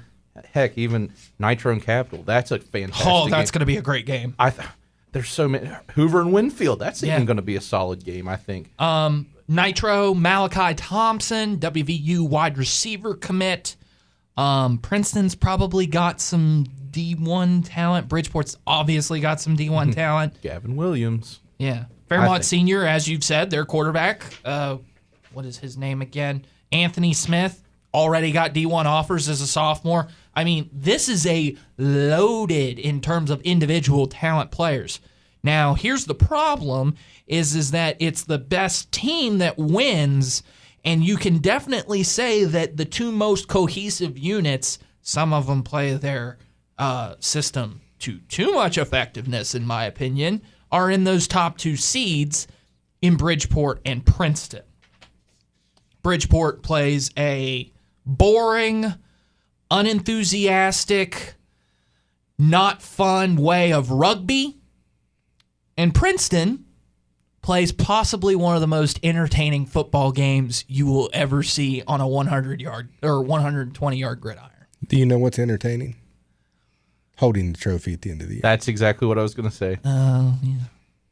But I understand the frustration. I'd rather be boring and hold a title than put up 60 a game or be really entertaining to watch and lose in the semifinals. Let me just say this, and I'm probably going to catch something for this.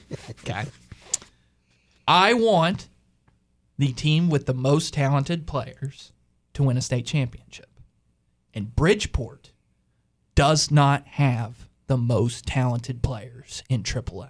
They play the hardest to guard system that they've been teaching kids since they were 7 or 8 years old to run a system to perfection. Why don't more teams do this?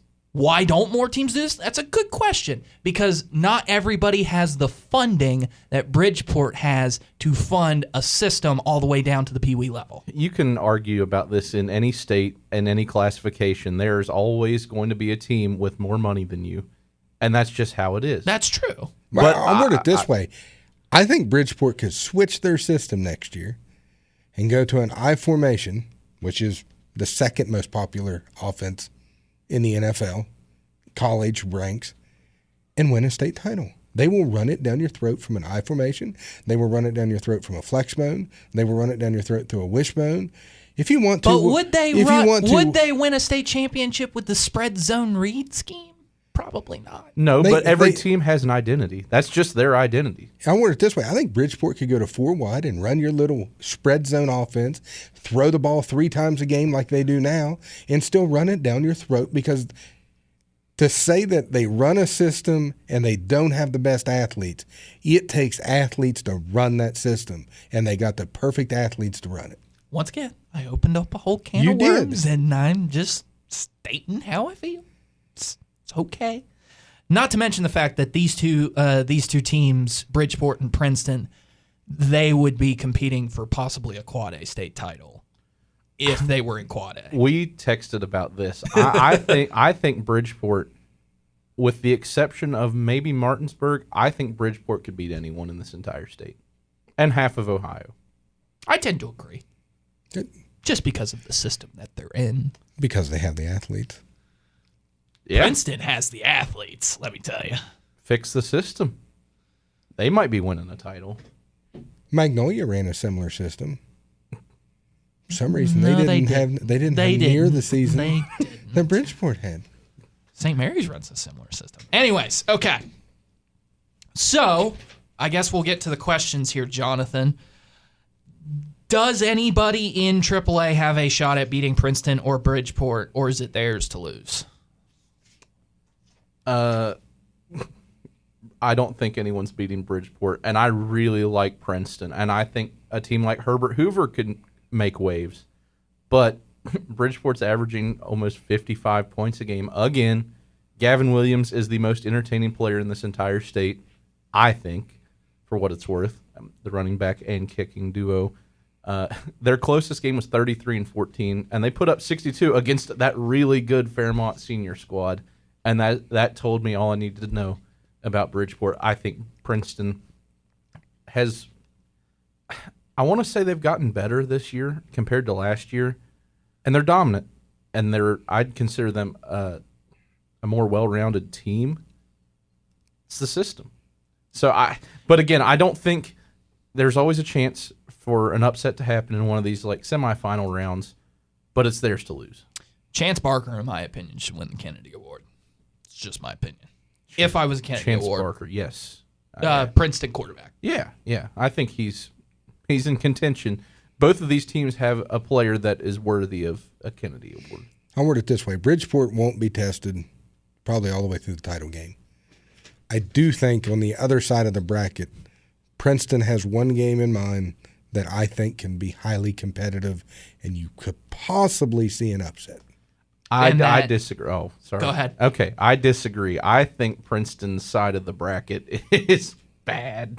I think it's a tough one. You don't think Spring Valley could? No. I'm saying it's bad in a way that like Princeton's got a gauntlet. I'm on the opposite side. Oh, okay. I think it's a bit of a gauntlet because when your worst team is either Robert C. Byrd or Hampshire, that's a problem. Elkins, not bad. Spring Valley, we'll talk about them. Herbert Hoover, I'm a big fan of what Hoover's doing. And Winfield, not a slouch. Fairmont Senior. Yeah, exactly. So I'm in disagreement, but I think Chance you were saying that Princeton's going to be challenged. I got one game in particular that I think that Princeton's going to have a struggle with, and the possibility of an upset. Okay. I messed all of this up. I'm sorry to say. I think Bridgeport could be tested before the title game, and it's someone we'll talk about in a minute. Nitro? No. Chapmanville. Yeah. They're fast. I don't care about their strength of schedule. All right, let's get into it. Okay. Are we fine? We'll come back to the other one in just a second. Give me why give me why Chapmanville at 9 and a 10-0 schedule could give Bridgeport a test.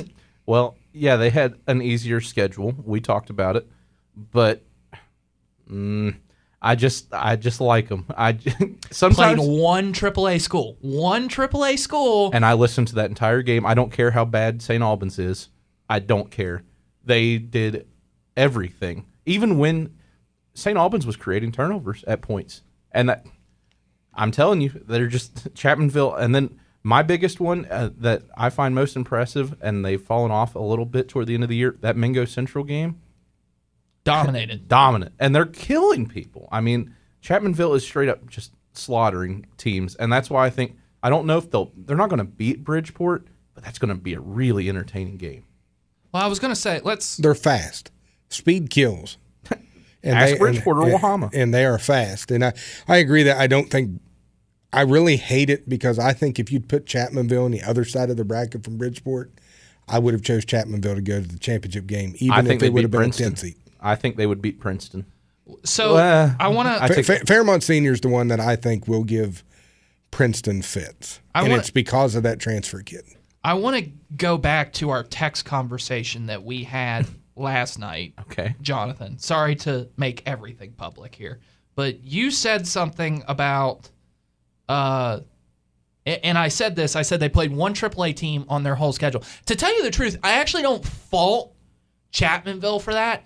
Because I'm willing to bet that they probably thought they were going to be in AA. And if they were in AA, oh my goodness, they might beat Frankfurt.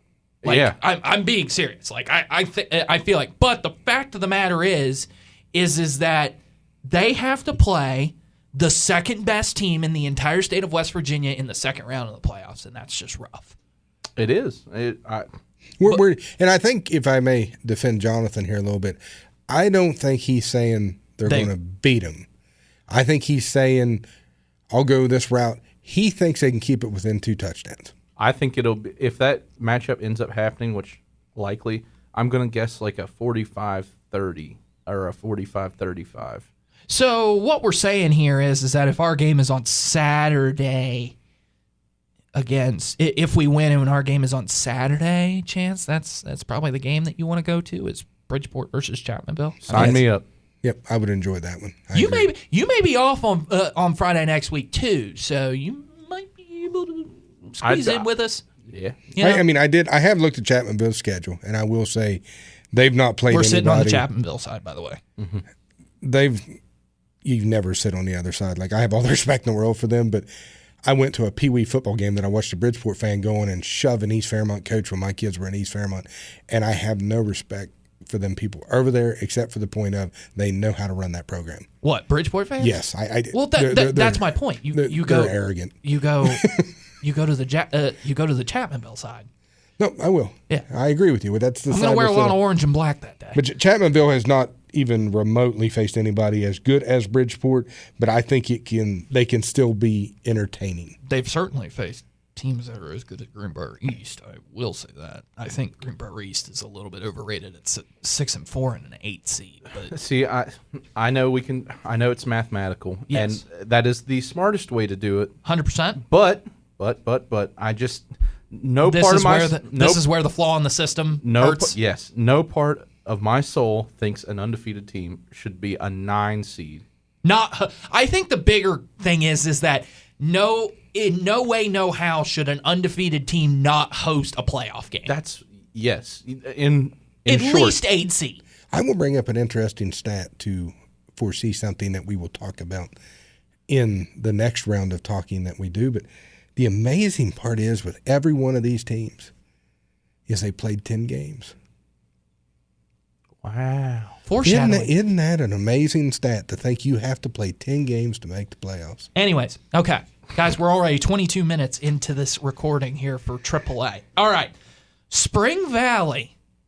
Jonathan, I like the Timberwolves here. They've got a little bit of a favorable matchup.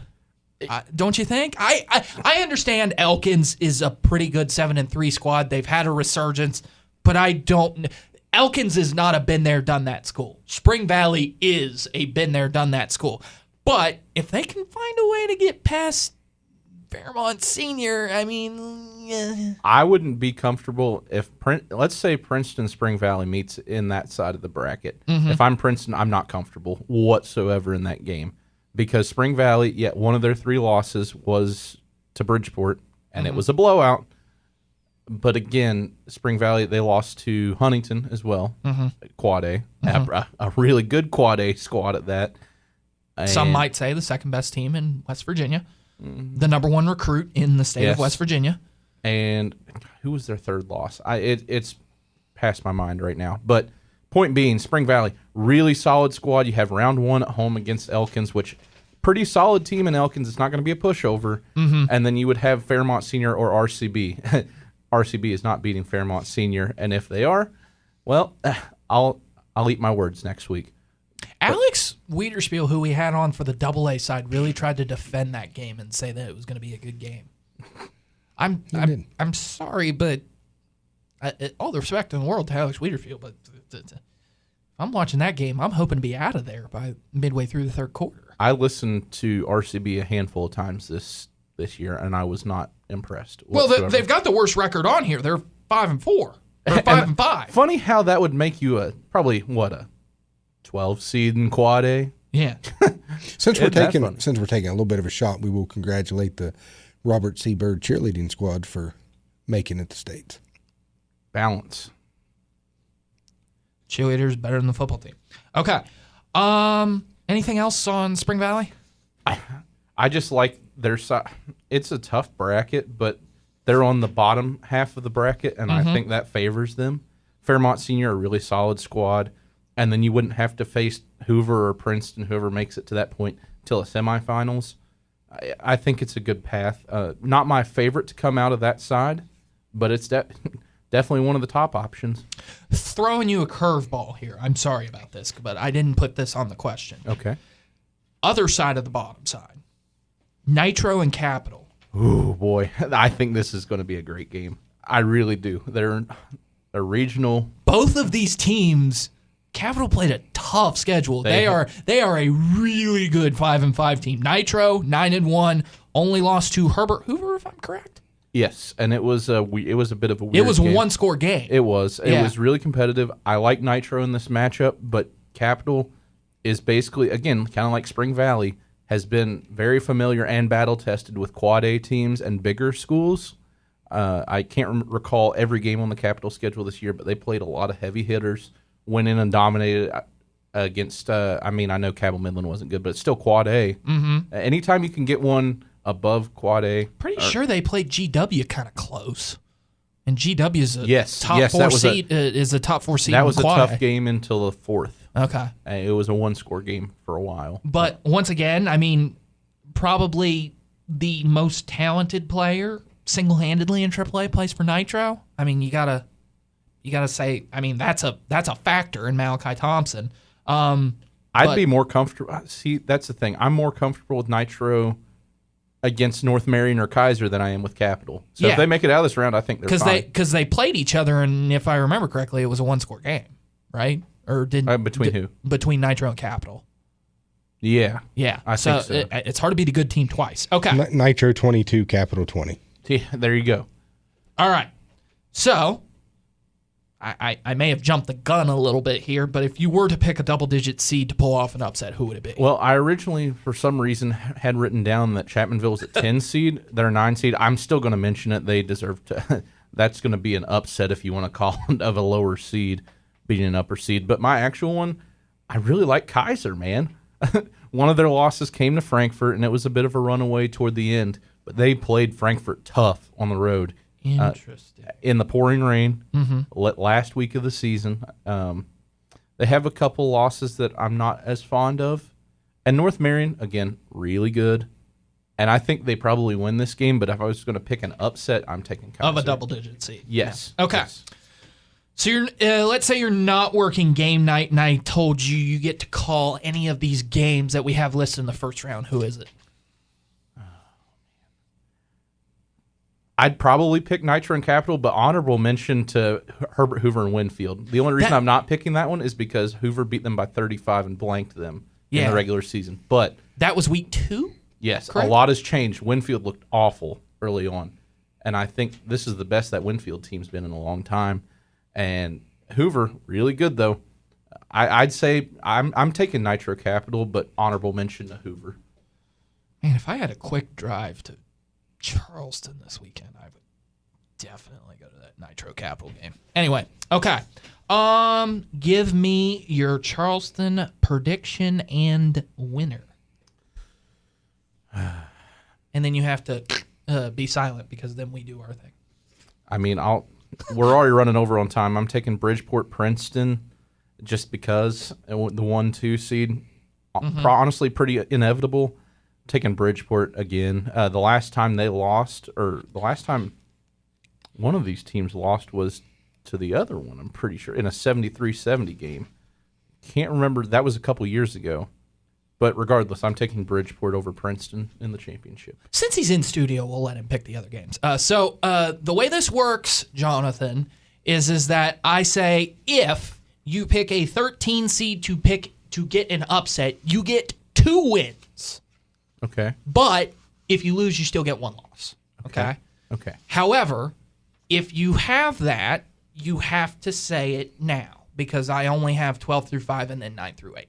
Okay. Okay? So those matchups. So, out of all of you, just say yes or no.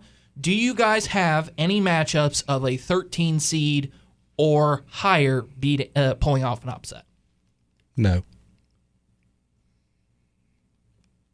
No. I really thought he was going to do it. I thought he was going to do Kaiser. I couldn't stick to the Kaiser thing. I think that's going to be one of the closest games of the weekend, though. Actually, that's a little bit of a better drive for me than Charleston. Maybe I'll go to that one on Friday night. Who knows? We'll see. Okay. So we'll start out with probably the best game on this list. Number 12 Capital versus number 5 Nitro. Chance? Nitro. I'll take Nitro. Nitro. Elkins versus Spring Valley. Spring Valley. Valley. Wolves. Winfield versus Herbert Hoover in the 10-7 matchup. I'm going to have to go with the vacuum cleaner. Yeah, cool president. What is that? It's a Hoover. Hoover vacuums. Hoover Dam. Come on. You ever heard of a Winfield vacuum cleaner before? No, I have not. Exactly. Have you heard of a Hoover vacuum cleaner? No, I haven't. Oh, That's my Lord. point. Okay. Fighting Joey Fields. Best coach in the state. That's what I'm saying. Chapmanville versus Greenbrier East. I have a feeling we're going to be unanimous all the way through. I'm going to choose Chapmanville, but I do have a feeling this game will be close. I don't. I'm thinking Chapmanville waxes them. I think Chapmanville beats them by like 20. I've learned my lesson. We'll come back on that. I did too, because I was so good. There's the one first score week. out there that bothers me that I did look in a little bit while we were talking about Chapmanville, and I think it is I'm trying to think of the game they played. Nicholas County, Chapmanville won 24-12, and Greenbrier East blew them out. And it that just was scares week me. 2. I understand that.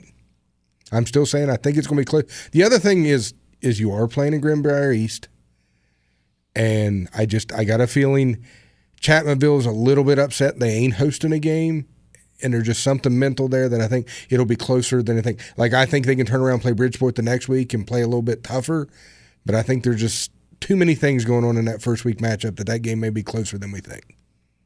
Maybe Alex was right. Maybe AAA is a lot better than I expected. They are. They are. Plain and simple. Like, I mean, I guess, okay, Chance, that brings to my next question. I'm not going to go through matchup by matchup because we'll do that next week. But who do you have in your state championship? Doubling down on Bridgeport. Okay. Playing Princeton. Okay. They'll start the school buses by at least halfway into the second quarter. I have Bridgeport and Princeton. I am also doubling down. Princeton wins in a shootout, 63-56.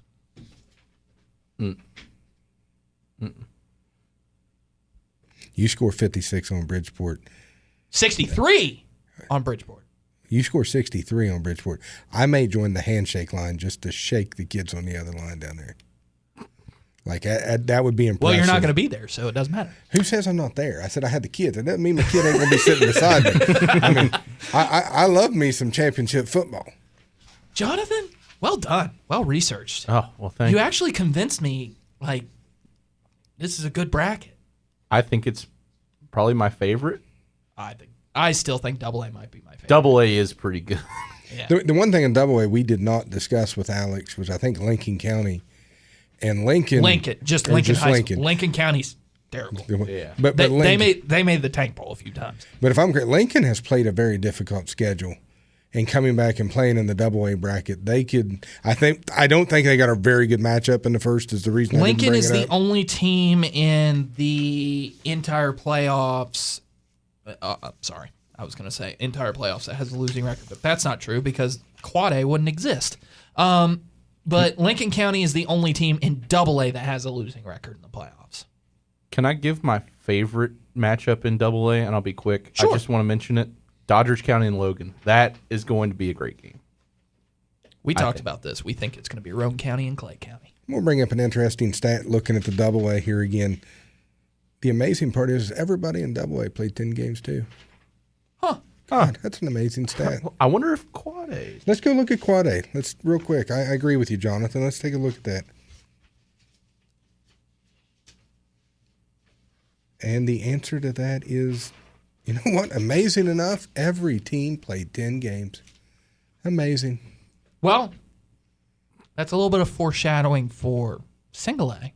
But up next, we will have Alex Wiederspiel and AA coming up next here on WAJR.com. Z-Bart is your local expert for automotive appearance and protection. Let's talk about rust. Rust is slowly eating away at the metal in your car. Z-Bart Rust Protection stops the rust that began the minute you drove your vehicle home. And even if your car isn't new, Z-Bart's Rust Eliminator halts existing rust in its tracks. Protect one of life's largest investments. Go to zbart.com. Z-Bart of Morgantown, I-68 exit 7. Rust never stops until you hire Z-Bart.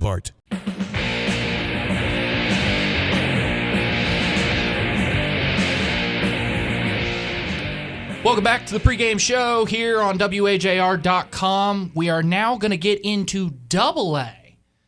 And I'm joined by a special guest, my former boss, Chance, at U92, Mr. Alex Wiederspiel. Alex, how are you doing today? I'm good. I like to think of myself as more of a mentor than a boss, but I'll take it one way or another. Well, I kind of like it as boss. Okay. Did you recognize the song that I played, by the way? I didn't quite catch that. What was the song? It's called I Want to Be a New York Ranger by the Misfits. Okay. I'm shocked that I didn't catch it. You got me. I'm going to have to go back and listen to that now. Take it a hockey fan then? He is a diehard New York Rangers fan. And a Jets fan, so congratulations on Sunday watching that good Lord. I will go ahead as a and Browns fan. I will apologize to him for the head coach that they hired in the offseason. See, I actually like Aaron Glenn. I'm a believer in. I know. I was going with the hockey side, not the football side. Oh, see, I'm fine with the coach for hockey too. The thing about the Rangers has been that they've been a team that's overly relied on ice talent. And if you look at the coaches, I know this is way off topic. If you look at the coaches they historically hire, they're just not big on implementing any type of detail or structure into their game. And yes, at a certain point when you get into the playoffs, you got to have some of it. So I don't know. I'm a Sullivan believer. I think he's what the Rangers needed. With that comment, you can tell who I'm a fan of. I think I think we held on to him 5 years, out of him. 5 years too long. 2 cups out of him. What do you got to complain? I know he hasn't been very good lately, but I think his system outgrew who we had. Is what I'll say. Sure. Like we needed a little bit less structure to let our superstars do what they did, and he was so structurized that he would not change his system for it. But, I mean, hopefully it works out better for you than it did for us the last couple of years. Sure. Glad we got into hockey talk because I know nothing about hockey. I just know Alex is a diehard New York Rangers fan. I always want to put music together that complements them. I did Chuck Berry for Luke because of the St. Louis thing. So we'll get into that. But anyways, Alex, okay, so you are the voice of the South Harrison Hawks.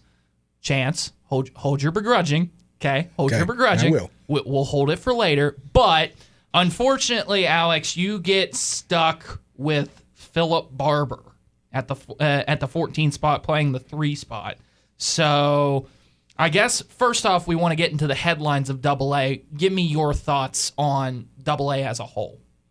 Yeah, so I mean, I think this is a really, really competitive conference, and even though there are some similarities to AAA, where you have a lot of good playoff teams, but maybe only like 2 or 3 truly great playoff teams.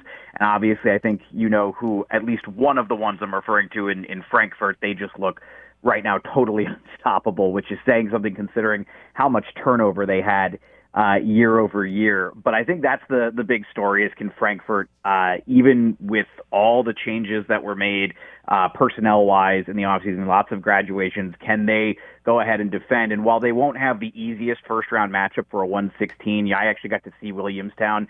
Williamstown is a very, very hot and cold. The talent is there, but they're young. So this is kind of fun for them in a way, in that they're going to get to see what a polished final product looks like, I think, for a lot of those young players. But they are dangerous as a 16 seed. Like, most of the time you see a 16 seed and you think, and if you look at any other classification, I think you look at most of the 16s and you say, well, that's not going to be close. I could see this one being interesting early, even if Frankfurt ultimately does pull away. I think this could be kind of interesting early. So that's one of the big takeaways. I don't know that I like Williamstown to actually do the job, but they have some talent there. That's my alma mater, and I have no faith. I actually have more faith in him than he does. They're just way too young, Chance. They're way too young. Alex nailed it on the dot. I think it's one of those that could be interesting at halftime, and then one of those that Frankfurt just ends up pulling away in the second half, where the scoreboard does not look as close as it would at halftime. Outside of Frankfurt dominance, Alex, what are the other headlines for AA? Yeah, man, Doddridge County, dude. They're and I'll get to the 2 schools in my area that we cover on our show. We do a Friday morning pregame show. Actually, Ethan, that I've had you on a couple years ago. It's been a while, so we'll have to get you back for this one. But Philip Barber and Doddridge County are 2 that immediately come to mind. Doddridge County, undefeated, 10-0 season, second time they've done it now, and I want to say this is their second time in 7 seasons doing that. But Bobby Burnside's been there going on a decade and a half. He's a phenomenal head coach. They are always super, super good in the trenches, and they have gotten, I think they're sneaky good in the skill positions. But the thing with Doddridge has always kind of been, somehow they always wind up being bridesmaid, never the bride. And I do wonder if some of that has to do with being, and certainly this has not been the case every single season, because we're under this every 2-year reclassification period, but they're the smallest school by enrollment in Class AA. Now, they don't play like that, but and they certainly don't have a roster that reflects that. They have a much bigger roster than I think you would anticipate. Like the second smallest is South Harrison, and that roster size looks a little bit more like you would expect for the second smallest enrollment school in the classification. But I do think that they've had some issues as they get deeper into the playoffs. That's where some of the depth issues have kind of come up, similar to when there were 3 classifications and Bridgeport would sort of run into issues when they start going up against the Martinsburgs of the world. That's where I think some of the issues have been for Doddridge as they get deeper into the playoffs. But they're a huge storyline for sure. 10-0 5 seed is big. And then Philip Barber, a team I got to see and will get to see for a second time this season. They're really, really good. And the thing is that this has been sort of like a slow, steady build for what has been kind of a program that, you go back a couple of years, and I really mean just a couple of years. This was kind of a joke of a program that, going back, they might be good every now and then, but they could never sustain anything. What they've done under Nick Maley is nothing short of phenomenal. And you could see it starting to build over the last 2 or 3 years with Philip Barber, where they'd get into these really, really close games with good teams, but maybe couldn't quite get over the hump. Then 2 years ago, they made it into the playoffs. Last year, they won a playoff game, hosted a playoff game for the first time. This year, assuming they win in the first round, which we'll get to, I'm sure, they would actually have a chance to host 2 playoff games for the first time ever, and they've never been to the semifinals, so this is a chance for that program to do something they've never done before, and they've taken just an enormous leap under Nick Maley. I mean, he's one of maybe the best coaches in AA. Bluefield, what's your thoughts on them? They're really, really, really good. That do it for you. Yes. No, Bluefield's really good. I think the one thing that's interesting is that, last year, if you remember, they hosted a playoff game with just a 4-5 record, right? And they hosted South Harrison actually in a game that I missed because I was out battling my first and still to this day only coronavirus infection. So Craig Dutton of Lincoln High School actually filled in for me, but that was a game that was kind of, at the time, it was thought maybe this was a little closer than expected. And the thing I kind of took away from that Bluefield team, who kind of thought they were going to roll through South Harrison, is that I think there was a lesson learned there, that you cannot underestimate anybody you play against. And I have a sneaking suspicion that's a lesson that kind of carried them into this season, where they went and won 8 games and played much, much better overall. Because I think they did take the Hawks a little bit lightly in that game last year, and they almost paid for it. Well, I can tell you this. They definitely cannot underestimate who they're playing in the first round, because we played against Oak Glen, the Clay Patel Seabees did, and that honestly felt like the most talented team that we've played all season. Would you agree, Chance? Yes, like their tailback is elite, and they got when healthy. They got an offensive lineman, defensive lineman, same guy, plays both ways, that I think could start on a quad A team. So with that being said, this kind of goes into my first question. Do you believe that this is the deepest bracket in West Virginia high school football? Because to tell you the truth, I feel like this is the only bracket, and I'm getting into a little bit of a soapbox here, but this is the only bracket that I feel all 16 teams deserve to be playoff teams. I honestly think, in my personal opinion, that 12 teams should make the playoffs, and then you get 4 teams getting a bye, kind of like the college football playoff. But at the same time, though, when I look at this AA bracket, that would mean that I would sit there and go, oh, South Harrison would be out. I think they're a playoff team. And then you look at, let's see here, Lincoln, even though they're 4-6, they played a tough schedule. I feel like they deserve to be a playoff team. Oak Glen definitely deserves to be a playoff team. And then Williamstown deserves to be a playoff team. Would you agree? Yeah, so I do agree. AA's, I think it's hands down from 1 to 16, it's the best bracket. I will give a little defense to AAA, though, where there's sort of 2 issues. I think the reason why AAA is not getting as much love is because it just feels sort of inevitable that this is going to be a Bridgeport and Princeton showdown at the state championship this year. Like, I feel like that's where this is headed. That's where it's felt like it's been heading for pretty much the entire season. And so, but if you look at, like, there's a pretty decent 14 seed, and I say this with a little bit of Harrison County bias, in AAA, Robert C. Bird, who played Fairmont Senior pretty tough early on in the season. Now, I think 2 things. I think both these teams are actually better since that game. So the question is, who got betterer, who got more better as the season went on, and that was a game that the score 35-9 was the final, and that one actually probably didn't reflect how close it was. It was pretty close at halftime. RCB kind of shot themselves in the foot a little bit with turnovers and penalties in the second half, and if they clean that up a little bit, I actually think that 3-14 game could be kind of interesting in AAA, but I do generally agree with you. 1 through 16, AA is the hands-down best, and that does say a lot about where we are, I think. If you look at these 4 classification systems, I don't know if we're going to keep 4 classifications that we can survive with a 16-team playoff. And I say that as somebody who, generally speaking, I am in the minority in that I err on the side of I want larger playoff fields in almost any sport, regardless of the level. But I'm not sure it makes sense anymore now that we're in 4 classes in West Virginia. So that's the one place where I'm starting to lean the other direction. Double-digit seed that you would look to pull off an upset? So I think I would love to say South Harrison, and I do think they're going to play a much better game than they did against Philip Arbor the first time around, which I can get into with you all the specifics on that. But I actually think it's going to be a team I saw earlier this year in Clay County, and they're a talented group. They are very different from where they were a year ago. A year ago, they were an offensive dynamo, and they still run a spread attack, don't get me wrong.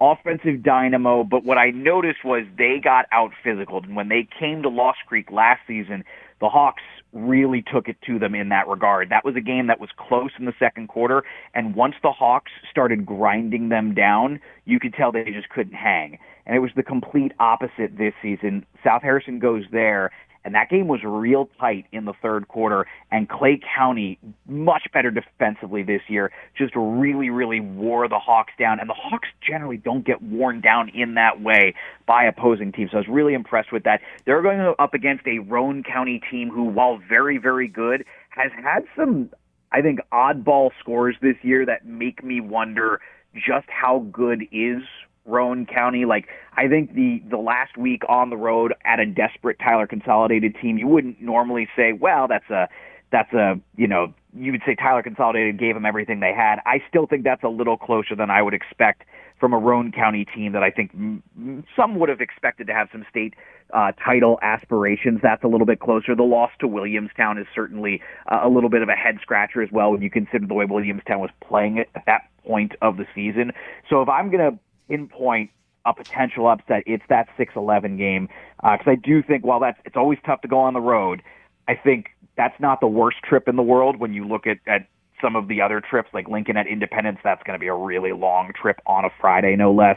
But Clay County to Roane, not the worst trip in the world, and I think the way Clay plays will actually carry over into the first round of the playoffs in terms of that really physical, grinding style. They have a young quarterback. If he is able to avoid mistakes, if he's able to play the way he has done in his best games for Clay this year, that will make the difference. Younger brother, actually, of last year's quarterback, Noah Collins. If he plays the way he has done in some of his best games this year, mistake-free football, Clay playing that physical style that they seem to have adopted from year over year, I would say that one's circled for me. Noah Collins, no relation to us, by the way. Yeah, not that we know of. Not that we know of. Not that we know of course. But, one more thing, and I'll get to your question, Chance. I've noticed all first-round matchups except one on Friday night, and it's Oak Glen against Bluefield, which, to tell you the truth, people, if there's any game where you could sit there and go, I kind of understand why that's on Saturday, it's that one, because if you want to talk about two teams that could not be more further apart, it's those two. Yeah, that is a trip for Oak Glen to make up here. Yeah. So, Chance, go ahead, your question. Right. I noticed Ethan muted our mics here. He got all excited when you mentioned the Clay County upset because that was the one he had marked in the first 8 games or first round here at AA. I actually have another upset predicted. Like he said, if you have an upset outside the top 4 games, let me know and mark. I'm actually choosing Petersburg to beat Midland Trail. Petersburg has gotten beat by the better teams of AA and Frankfort. I think Independence and Bluefield. I think they played all 3. They got blown out. But if you look at the schedule they played compared to the schedule Midland Trail has played, I'm actually choosing Petersburg to win on Friday night versus Midland Trail. I actually think that's a great call. I would say that's probably number 2 for me. They took out a pretty decent, though maybe not as good as they have been in the past, Tucker County team, and that's usually, I get that they're single A, but Tucker usually hangs with everybody, and they did in fact just beat AAA Hampshire as a single A to end the season. So I will say I have some interest in Petersburg as well. Took out a East Hardy team that's usually pretty good, went on the road, beat Tyler Consolidated by 2 touchdowns. They were one of the better teams to hold with Doddridge County, something we have not seen many teams do. A lot of teams have really taken it on the chin from Doddridge this year. So no, I think that's a really good call. And then Midland Trail, they're not the pinnacle of 9-1, right? Like they're not the absolute best 9-1. That one loss, a real rough one against a very good team, but never in that game against Chapmanville Regional. So I think that's an intriguing pick as well, and one that I hope I'll be able to get at least some radio service on, because I expect the Hawks game to be the first one done with the way that they play. Last thing I want to ask you about the first-round matchups. The 8-9 game is always the one that a lot of people circle because, well, it's probably the most even matchup. My fiance is from the Mingo County area. I've got a Mingo Central shirt on. What do you think about that matchup against James Monroe? Tough way to end the season for Mingo with Chapmanville Regional and Doddridge County in back-to-back weeks. One of the things we do know about Mingo, there's some pretty good playoff experience there. Obviously, they went up against Philip Barber. I want to say that was last season when they were in the playoffs against the Colts. Or maybe that was 2 years ago. Where they I think lost, it was 2 years ago at home. because this is their first year head coach, and I think they went 2-8 last year. And yeah, they've gone... I think you're right. I think it was 2 years ago, and they lost at home to Philip Barber. But yeah, it's tough because this is one of the challenges with scheduling in this day and age is that. And you talk to any coach about this, they're all going to say pretty much the same thing, that they didn't get their ideal schedule. I remember talking with Fairmont Senior's new head coach, and he was not happy that they had a first week bye in the season. And, Brett Hathaway from South Harrison, I obviously talk with him pretty much, a couple times a week at this point. And he had mentioned to me about, the schedule was a little funky because they started with 4 home games and then they had 3 out of 4 road games. And if you looked at the next 4 games after those 4 home games, they were the most difficult games of the season, and 3 of them were on the road. And it's just the way it works out sometimes. And the Hawks didn't get a bye week until week 10, and they've been dealing with injuries all season. So to that point, Mingo ending the season with Chapmanville and Doddridge County, that's tough because 2 things occur when you lose games like that. Like when you get blown out of football games, especially at home, you do start to have to worry about the question of confidence, because high-level athletes, regardless of whether it's high school, college, pro, one of the things that they need to be able to do is they need to be able to have confidence in what they're doing and be able to see it manifested before it happens, right? Like they need to know that they can do it. You see a guy try to play coverage or you see a guy try to blitz without full confidence, and you know that they're not moving at full speed. And so that'd be the one question I would have about Mingo is how are they mentally after that level of scheduling to end the season against 2 elite teams in Chapmanville and Doddridge, who both, quite frankly, kind of gave it to Mingo Central.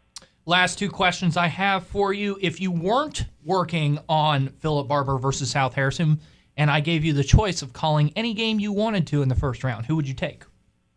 Wow, that's a great question. Honestly, probably Logan and Doddridge County, even though I think Clay Roan might be the most fun from a broadcaster because who doesn't love to call an upset?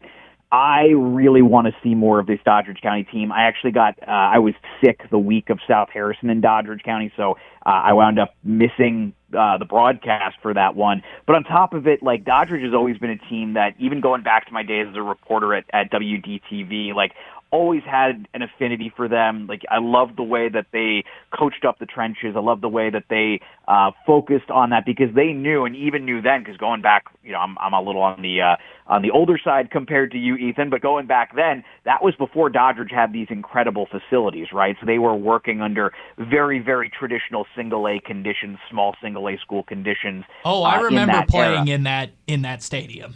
Middle school football. Yeah.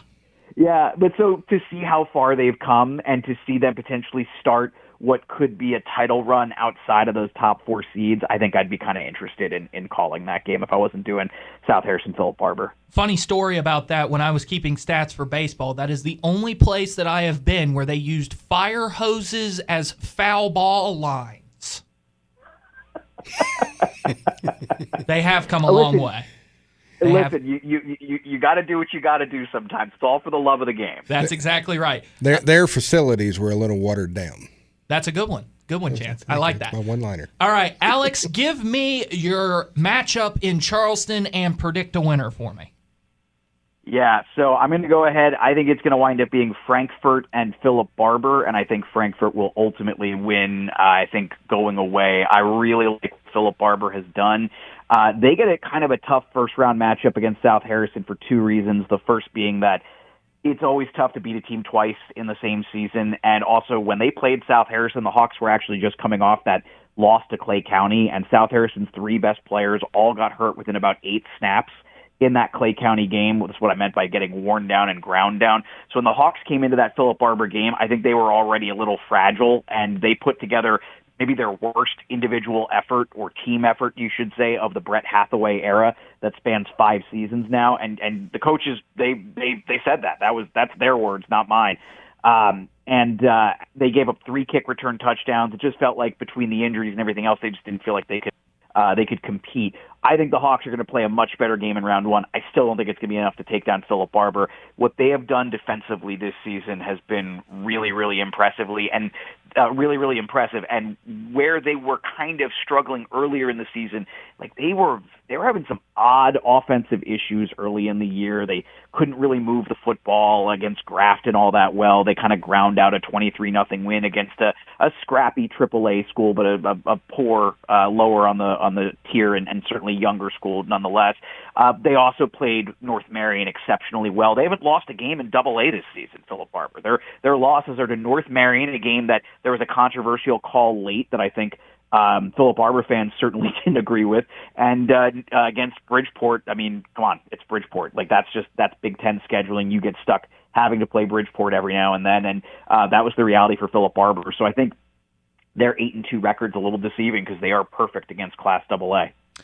Give folks, since the Clay Patel fans are going to be off on Friday night, they can tune into your broadcast. How can we listen?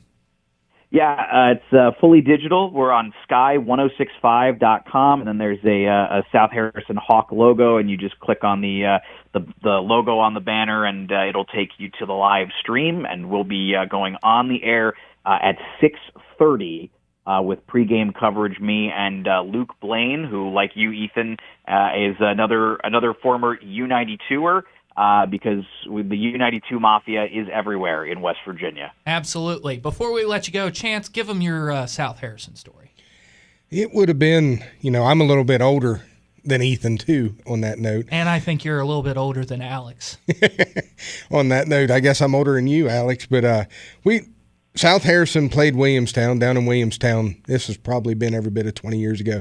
And I'm not positive about the kid's name. It may have been the other tailback they had, but I think his name was Freddie Canary, and they were playing Williamstown. And in order to slow the game down, I swear every third play, their tennis shoe came untied. So at the end of the game, I holler, the game's over, they're walking off the field, and I holler, "Hey, 23, your tennis shoe's untied." And that kid gave me the biggest smile in the world as he walked off the field. But that's my South Harrison story. I know that, there for a while during those years that, South Harrison was a handful to play against with Canary. And I know they had another tailback that played right alongside him. The name is slipping my mind right now, but they definitely had a powerful running game back then. Yeah, Freddie Canary in sort of a long list of guys who have come through South Harrison, but I certainly wouldn't put it past South Harrison to find ways. Doesn't matter who the coach is, because that was pre-Brett Hathaway. I believe that would have been Coach Jett. Finding ways to slow the football game is pretty classic South Harrison. They want to grind it out, and they want to frustrate their opponents. And I've seen them do it a few times, and I 100% buy that story. Alex, I really appreciate you coming on. You gave us some great information about AA, and hope all goes well for you. Maybe we'll be talking with you next week about South Harrison if they can pull off the upset here. Listen, I'm not saying it's impossible. I don't think they're going to give up 3 kick return touchdowns. I think the effort's going to be really good. I think that's a group with a lot of pride, and they have been hearing for a couple of years That junior group has been hearing for a couple of years about how good they were, and they had a really rough stretch this year. So I think they definitely have a lot to play for. But boy, Philip Barber, I told you I'm picking him to go to the state title. I don't do that lightly. I think that ultimately they're going to wind up making their way to Charleston, and I think that's going to be too much for South Harrison to overcome. I appreciate you, Alex. Take care. Thanks, guys.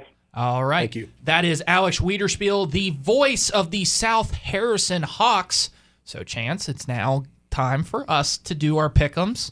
Once again, at the beginning of the season, we doubling up. I'm just going to get it out Okay, there. doubling up. I'm doubling up. It's Frankfurt. I'm doubling up as well. Okay. So, Chance. Who do you have Frankfurt playing? Let's go there again. We'll get there. We'll get there. We've got some games to pick, though. And I do have an upset in this one. Do you have a 13 or higher upset? I do not have a 13 or higher upset. Okay, then we will move on here. Logan, number 12, up against number 5, Doddridge County. Doddridge. Although, I've picked Logan a lot this year, but they've disappointed us a lot, too. They've disappointed me a lot. Okay, the one that I have already called, number 11, Clay County, taking on Roane County. Roane County, a fraudulent 9-1, with their only loss being to Williamstown. So if your one loss is to somebody worse than you on the bracket, that tells me you are fraudulent. And therefore, I take Clay County. Chance? Still want to believe in Roane County for one more week. That's fair. I'm going to take Roane. The upset that you called, number 10, Petersburg.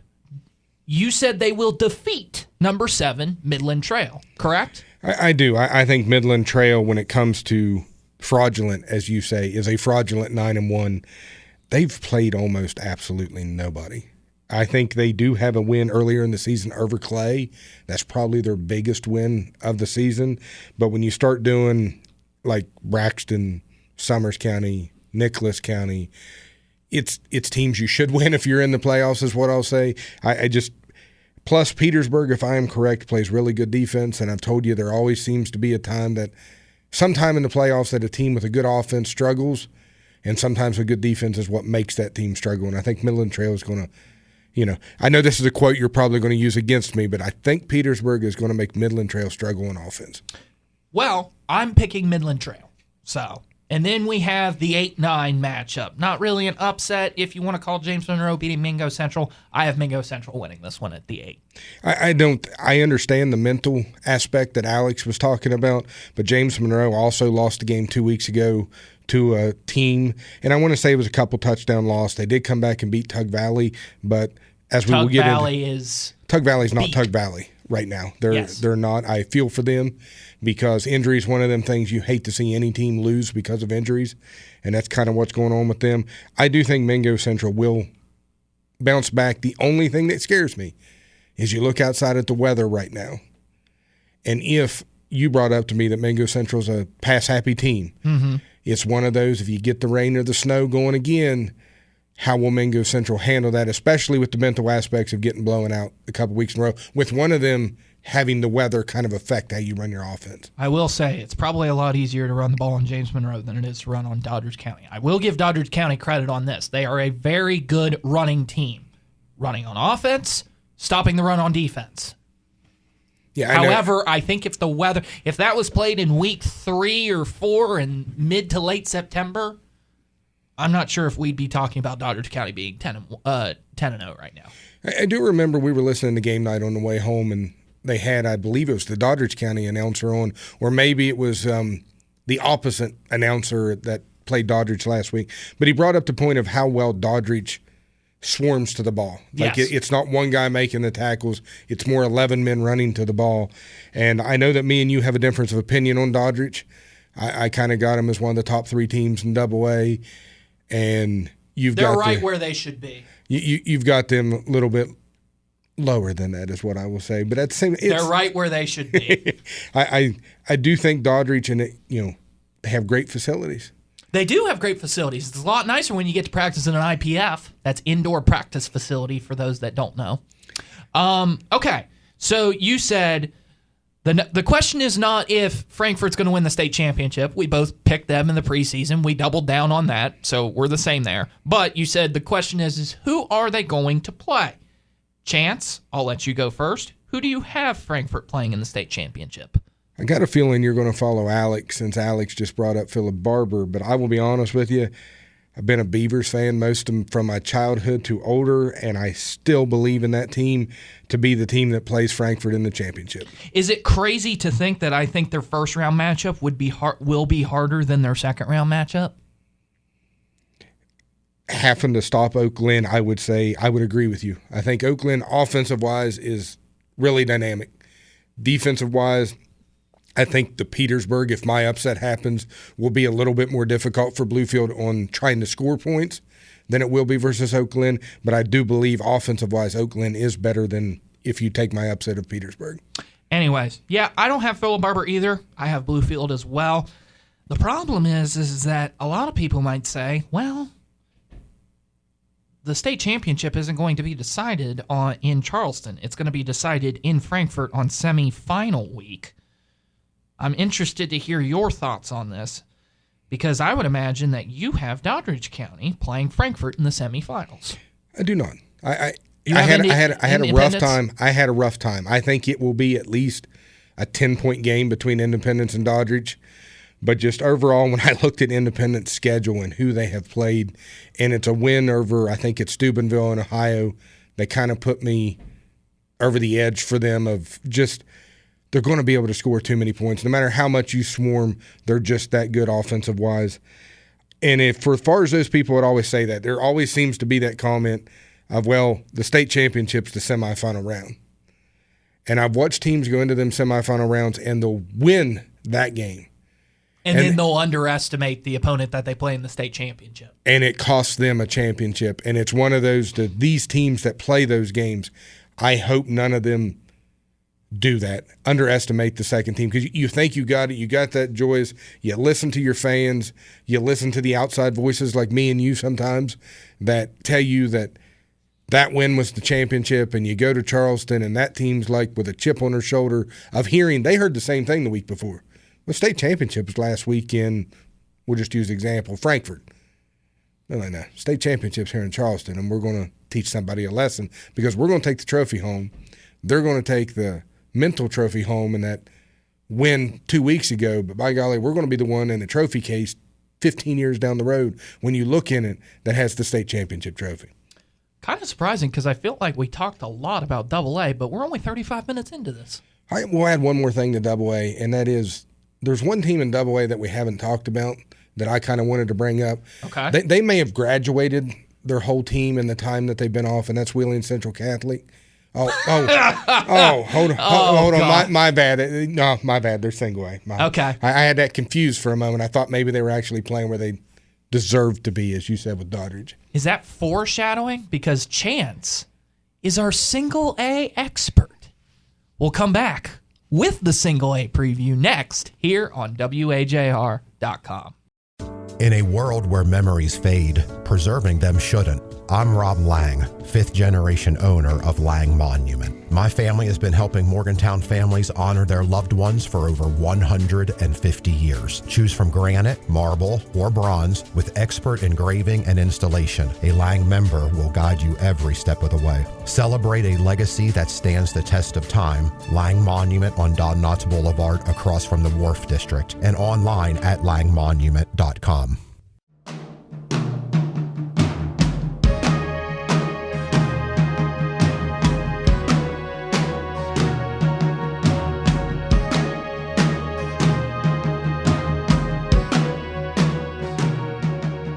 Uncle Phil? I told you I would. Yeah, get a little Phil in there. Yeah. Favorite artist, as you said, right? He's one of my all-time favorites, Meatloaf. Oh, that's right, yes. But Uncle Phil's Something in the Air Tonight probably is my number one song of all time. Fair enough. All right.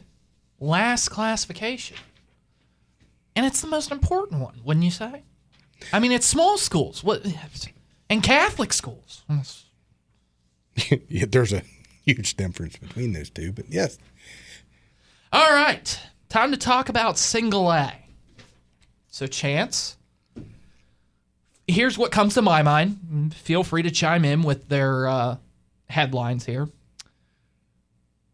Wahama's got no hangover for a state championship. Clay Battelle gets their best seeding in school history at number 3.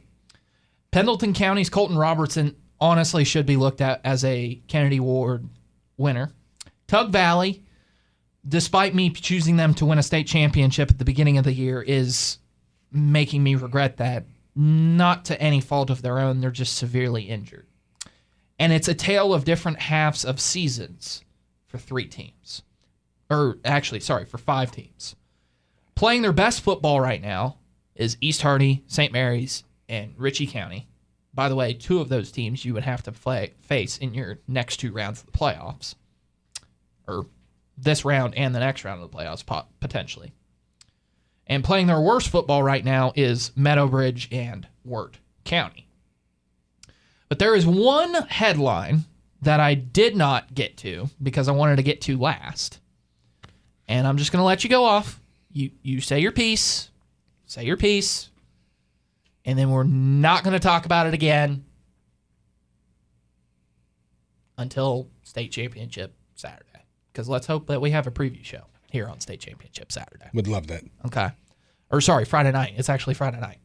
Single A is Friday night. Anyways, Wheeling Central gets the number 1 seed despite only scheduling 8 games. And if you put their rating into the AA rankings, they would have the 8th seed in the AA playoffs. So, also, you played 1, numero uno, West Virginia school. That was Williamstown. They are AA. Rest of them were Ohio and PA schools. You have not played in 3 weeks. Yeah, Go off, King. I'm pretty sure that half of their team has graduated high school and moved forward, and we're probably going to see a completely different team come the playoffs from them because that's how long it's been since they've played. You have the option to install a whole new offense. Yes, and we know that they have a history of even in a week's time installing a completely new offense to play a team that they feel they need to make an adjustment for. There is only one team in the state of West Virginia who has made the playoffs and not played 10 games. And they're the number 1 seed. No, that's not true. That's not true. Who's the other team that hasn't played 10 games? It's Cameron at 6-3. They've played 9. Got me. However, they're number 7 seed. However, yes, they are number 7 seed, but also it is to no fault of their own because they had a team cancel on them that they had scheduled in the beginning of the season. Wheeling Central has only scheduled 8 games the entire season. Did not try to pick 2 up, did not try to pick 10 up when at the beginning of the season had 2 canceled. They played 8 games. Do we know who canceled? Who, for Cameron? Yeah. It was some PA prep school. Okay. Yeah, I mean, you go up on Actually, that. give me a second and I'll look it up. Only team to make it then will say that had 10 games scheduled and didn't do it. They've only I have the hardest thing when it comes down to it is not necessarily the 8 games as much as they got the number 1 seed out of it because of how they do percentages. The hardest thing I have is they've played 1 team from the state of West Virginia. And I have heard, I cannot factually state this, that the complaint from the Wheeling Central Catholic coach is, we can't get nobody to schedule us. You can't get nobody to schedule you because nobody wants to put a single A school on their record or on their schedule that they know should be playing AA ball. It does not help you bonus points wise. It doesn't help you scheduling wise. Number 1, you got a chance of losing. I brought it up earlier in our pregame shows. They got like a winning record versus Quad A. They got a winning record versus AAA, AA. They absolutely dominate Single A. Like, what do you got to go back? 2014, I think, to find the last time that a Single A school that's still in Single A beat them, and that was Ritchie County. That was 2021. 2021, okay. 2000. I mentioned the 2014 thing in our preview because that was probably the only time that four public schools made it to the state semifinals. And if we have that this year, it'll be a freaking miracle. And I'm going to even help the argument a little bit more. You got to go back just this past weekend. We played the AA, single A, female and boys soccer championships. Both of them won by private schools. I understand that in 1970, the amount of Catholic schools in the state of West Virginia dramatically shrunk to the point of we felt that it was time that we allow Catholic schools to play with public schools for championships in the state of West Virginia. The only thing we've made a mistake about in the whole process is they don't deserve in any way, shape, or form to be in single A. You just can't allow a school that's able to do what Catholic schools are and everybody will go, well, you got the NIL, you can go out, you can recruit. They are so much better at doing it at a financial standpoint, being a Catholic school, that it's just too much of an advantage. We look at basketball championships being won even at Quad A by these Catholic schools or we'll just say non-public schools. You know, you've got bringing in recruits that are a top 25 recruit in the nation to play at Huntington Prep. I think it was that O.J. Mayo come and played for. O.J. Mayo played at Huntington High. Andrew Wiggins played at Huntington Prep. Okay, that's who I was thinking of. Yeah, Andrew Wiggins played at Huntington Prep. I'm trying to think of other guys that played at Huntington Prep. But the thing is that their JV squad plays for Huntington St. Joe, and then they flip-flop for girls basketball. The varsity team plays at Huntington St. Joe, and then the JV squad plays for Huntington Prep. But I don't even think they have a JV squad anymore, so all the girls basketball players just end up playing for Huntington St. Joe. Huntington St. Joe did try to have a football team this year. We did have them on the schedule, however, they folded. Weird Madonna folded. Greater Beckley Christian, I don't even know if they've ever had a team. Trinity Christian tried last year, folded. I get it. Wheeling Central's the only school in the entire state that's been able to field a team outside of when Weird Madonna could field a team, they were very, very, very competitive and competed for state titles. But at the same time, though, they also were never year in, year out the favorite. They had probably one of the best high school football players that I've ever seen. You've got schools consolidating from these small schools in single A. We'll use 100, and we'll use Valley Wetzel as an example, because they can't come up with the finances to continue to do things, so they are consolidating into smaller schools. Those schools are probably going to consolidate in another 2 years to become a Wetzel County only Who's school. Probably going to be AA. I did the math on it, and I added all of them together. They would be like I think a top 8 largest school in AA, but they'd still be in AA. And I brought it up with this because of the Preston County thing.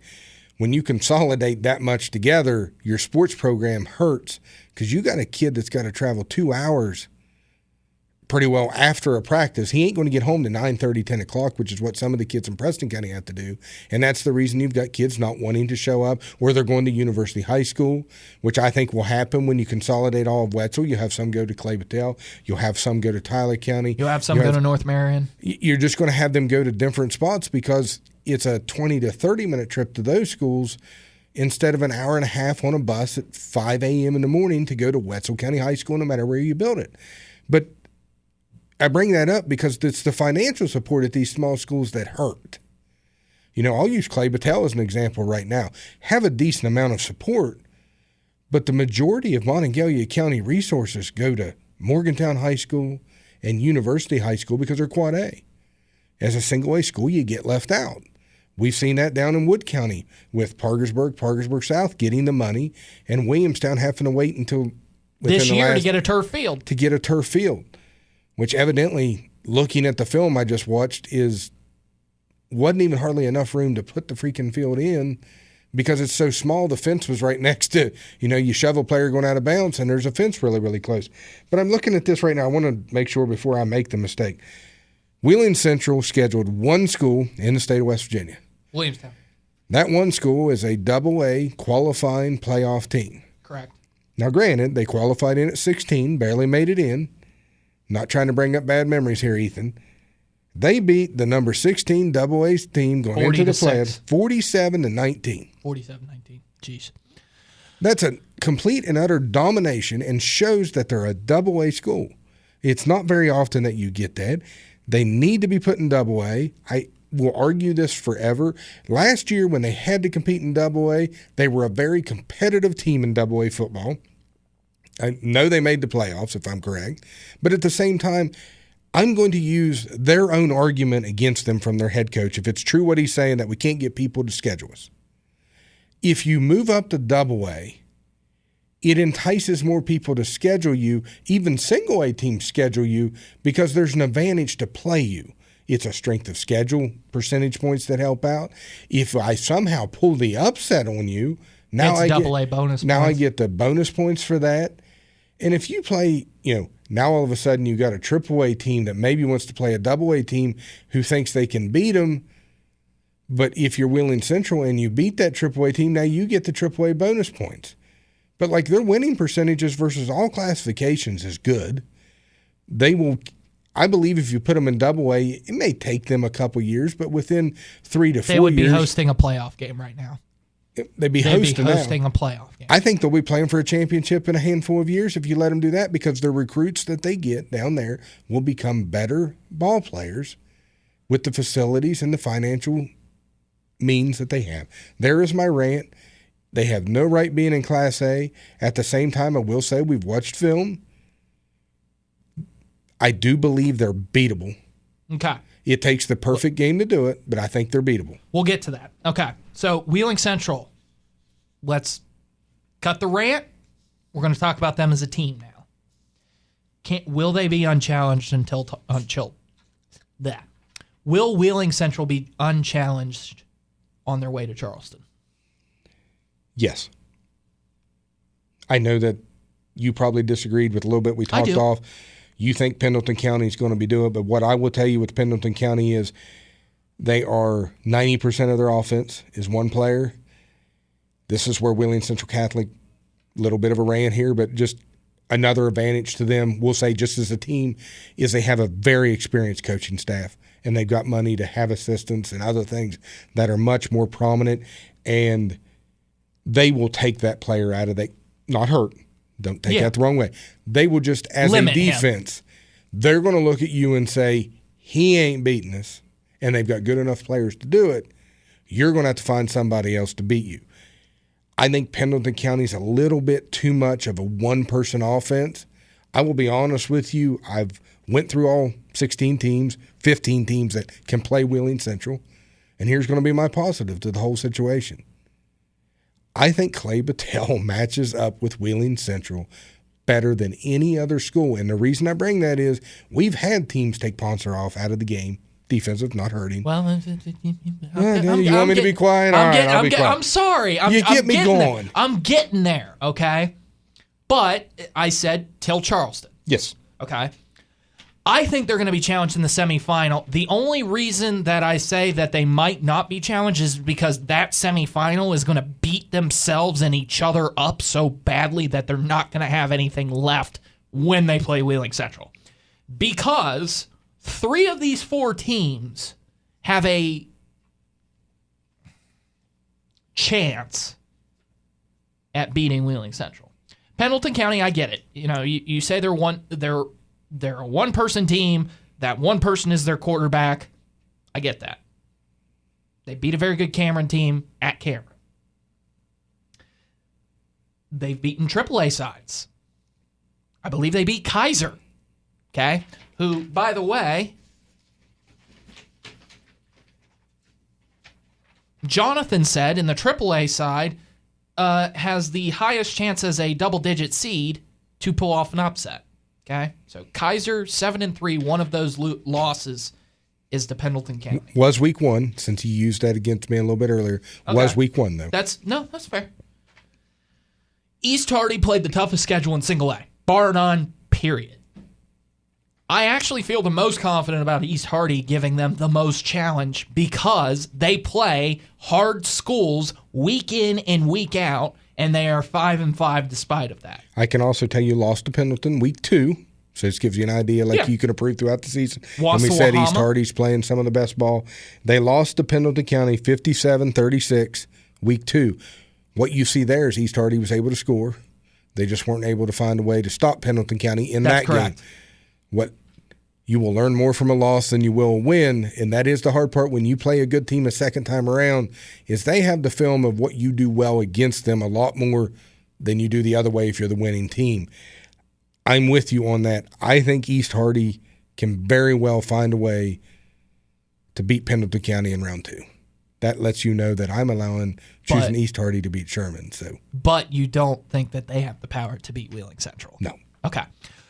And they also lost 63 to 70 to 56 to Wahama week 1. Every one of Wheeling Central's games all the way to Charleston will be on turf. Okay. Actually, not just all the way to Charleston. It will be in Charleston. From here on out. I will say that I have said to you for a while now, and I think a couple times on some of our other shows, it may be the one thing that throws Wheeling Central off in their title run of trying to get there is the fact that they won't be able to bring their Ohio license plates to the casino's parking lot 5 miles away from Ohio. They do not play at Wheeling Island. They will. I'm saying they'll have – yeah, they ain't playing at Wheeling Island. They're going to have to go all the way to Charleston, which is – they'll have to play a playoff-style game. They'll finally have to experience what every other team that went to Wheeling Island had to experience, being in a championship game, being in a field that you're not familiar with, being in a huge crowd. There's all kinds of things when you make it the championship weekend that can affect how your team is mentally challenged. Believe it or not, I'm just going to say it. I think Sherman could give Wheeling Central a game. I understand Trey Lester is the man. We took Trey Lester out of the game. They hung with us. I understand it took 5 turnovers to do that, but, and I'm just saying, that coaching staff really likes to get penalties to go their way, and they have a good strategy of doing that. Who knows? You will find out if I'm right or wrong on the Wheeling Central prediction, probably round 2. I don't think Tulsia stands a chance in the world. The only thing that may help Tulsia out is the fact, like I said, they may have a whole new team because they graduated sometime because it's been so long since they played. But Tucker County beat Pendleton County 42-20, I believe, in week – let me add it up here – about week 5. And that may be Wheeling Central's second-round matchup. If Tucker can give Wheeling Central a game – Tug Valley is beat up.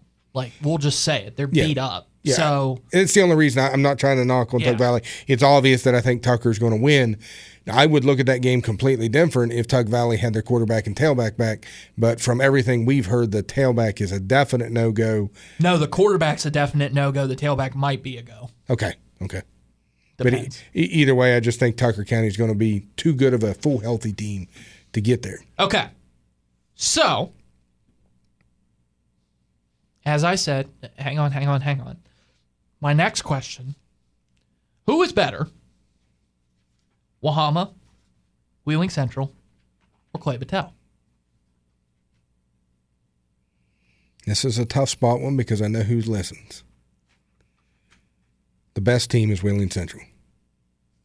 Doesn't mean they're not beatable. I believe there's just too many advantages there for Wheeling Central. It breaks my heart to say that. I don't know, Chance. Like I watched that film, and to me, and albeit this is me talking here, this is a pretty big advantage. The biggest advantage that Wheeling Central has over, not even really Wahama, but definitely over Clay Battelle, is experience in the playoffs, experience in November. That plays a big part. Like a been there, done that thing plays a big part. I don't know, man. I just feel like Clay Battelle matches well against each one of these teams in different ways. I think Clay Battelle is more disciplined than Wheeling Central. I think Clay Battelle has more team speed against Wheeling Central. Versus when I look at Wahama, Clay Battelle, I think, is better coached. And that's saying a lot. I think Clay Battelle has the better line. I think Clay Battelle has the better quarterback. I think Clay Battelle has the better wide receivers. I most certain, as I've said before, I most certainly think Clay Battelle has the better line. The only disadvantage I see with Wahama and Clay Battelle is Wahama has team speed. They do. The biggest. They are the fastest team that you will play all year. They may play on grass, which may actually slow them down. Yeah. Like I said, I mean, it's rough for me to say that Wheeling Central is, but when I want to look at their 2 losses that they lost to this year. They lost to Fort Fry 40-0, which has a very good possibility of bringing home a state championship at I think it's double A level in Ohio. They're still in the playoffs as we speak, if I'm correct. Wow.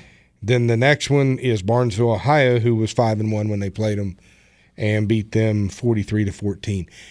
The hardest thing that's hard to replicate when it comes to playing a team like Wheeling Central is they've played a difficult team, even though it's only 8 games. They've played a team that's either better than them or a lot of times very equal to them because their coach understands they'll make the playoffs even with a couple losses because of the strength of schedule. And they've done it. What I can say is, like I've mentioned before, I'm not going to go into it because I think you want to do it a little bit later. We're not a one dominant athlete team because I've watched Wheeling Central for years take teams like that and take that person out of the game to where they won't beat them, make them non-relevant as far as it goes. You got to beat us a second way. Clay Battelle has several ways to beat teams that you just can't shut down one part of their offense and think that you've already beat them. That's where Sherman, I think, has the problem. They'll stick 3 guys on Trey Lester and say, we will beat you with the other 8 versus your 10, but that guy won't beat us. That's fair. That's fair. Double-digit seed that you would look to see pull off an upset.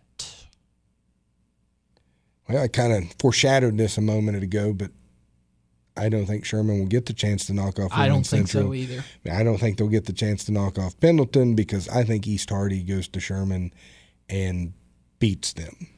I don't think they just beat them. I think they whoop them. But I will guarantee this, the over-under in Vegas is 4 holding penalties on East Hardy. That's fine.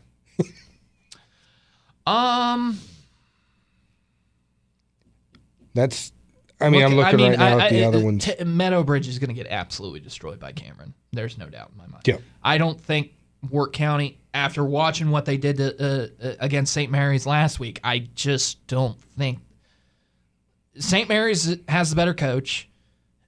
Maybe Work County has the more talented players, but it doesn't matter. Like, they don't have the coaching that's going to get them to sit there and say, it's hard to beat a good team twice. Yeah, it is, but not when you're facing Jody Moat and St. Mary's Blue Devils. And I don't think Tuck Valley has any chance against Tucker. So the interesting thing, once again, I'm going to try. Now it's my turn to go on a soapbox here. Okay? All right. Ready? I'll sit back, grab my popcorn, and listen up. Remember how I said I feel like in every other classification, and I think we could say this even after AAA, that I said the only classification that I feel like deserves to have 16 teams in the playoff is AA? Yes. And we can certainly say that for not for AAA. Pikeview 7-3, Hampshire 6-4, and Kaiser 7-3. I understand that. Robert C. Byrd at 14, 5-5. Okay. So your last team in would be Capital. Do you have the quad A bracket for me? I can. Yeah, it's right there. Right there. Name me 16. 16? The 16th seed in Quad A is Buchanan Upshur at 2-8. Don't deserve to make the playoffs. Agreed. 15 seed. 15 is Hedgesville 2-8. Don't deserve to make the playoffs. Correct. 14's 3-7. Who is that? That is Parkersburg South. Don't deserve to make the playoffs. 13 seed is Washington at 3-7. Don't deserve to make the playoffs. 12. Oak Hill at 5-5. Okay, even record. Cool. I'll give you that. Okay. Woodrow Wilson at 5-5 is 11. Yeah, but those teams deserve to be playoffs. I put the point at the cutoff at 12. First 4 teams get a bye. 12. Okay. If you did that, Wheeling Central would get a bye, Wahama would get a bye, Clay Battelle would get a bye, and Pendleton County would get a bye. The last team in would be East Hardy against Sherman. Okay. Work County would be in against St. Mary's. Ritchie County would be out. I get it. Better than 4 and 6, better than their record indicates, and maybe I'll give a little bit of leeway there, okay, at 14. But 13, 4 and 6 Greenbrier East, I don't think deserves to be there. 15, man, 3 and 7. You gave a good effort at the end of the year. Don't deserve to make the playoffs. Sorry, you're 3 and 7. Tulsa at 16, 3 and 7. Don't deserve to make the playoffs, and you're going to get waxed by Wheeling Central anyway. That's my point. 12 teams deserve to make the playoffs in every classification.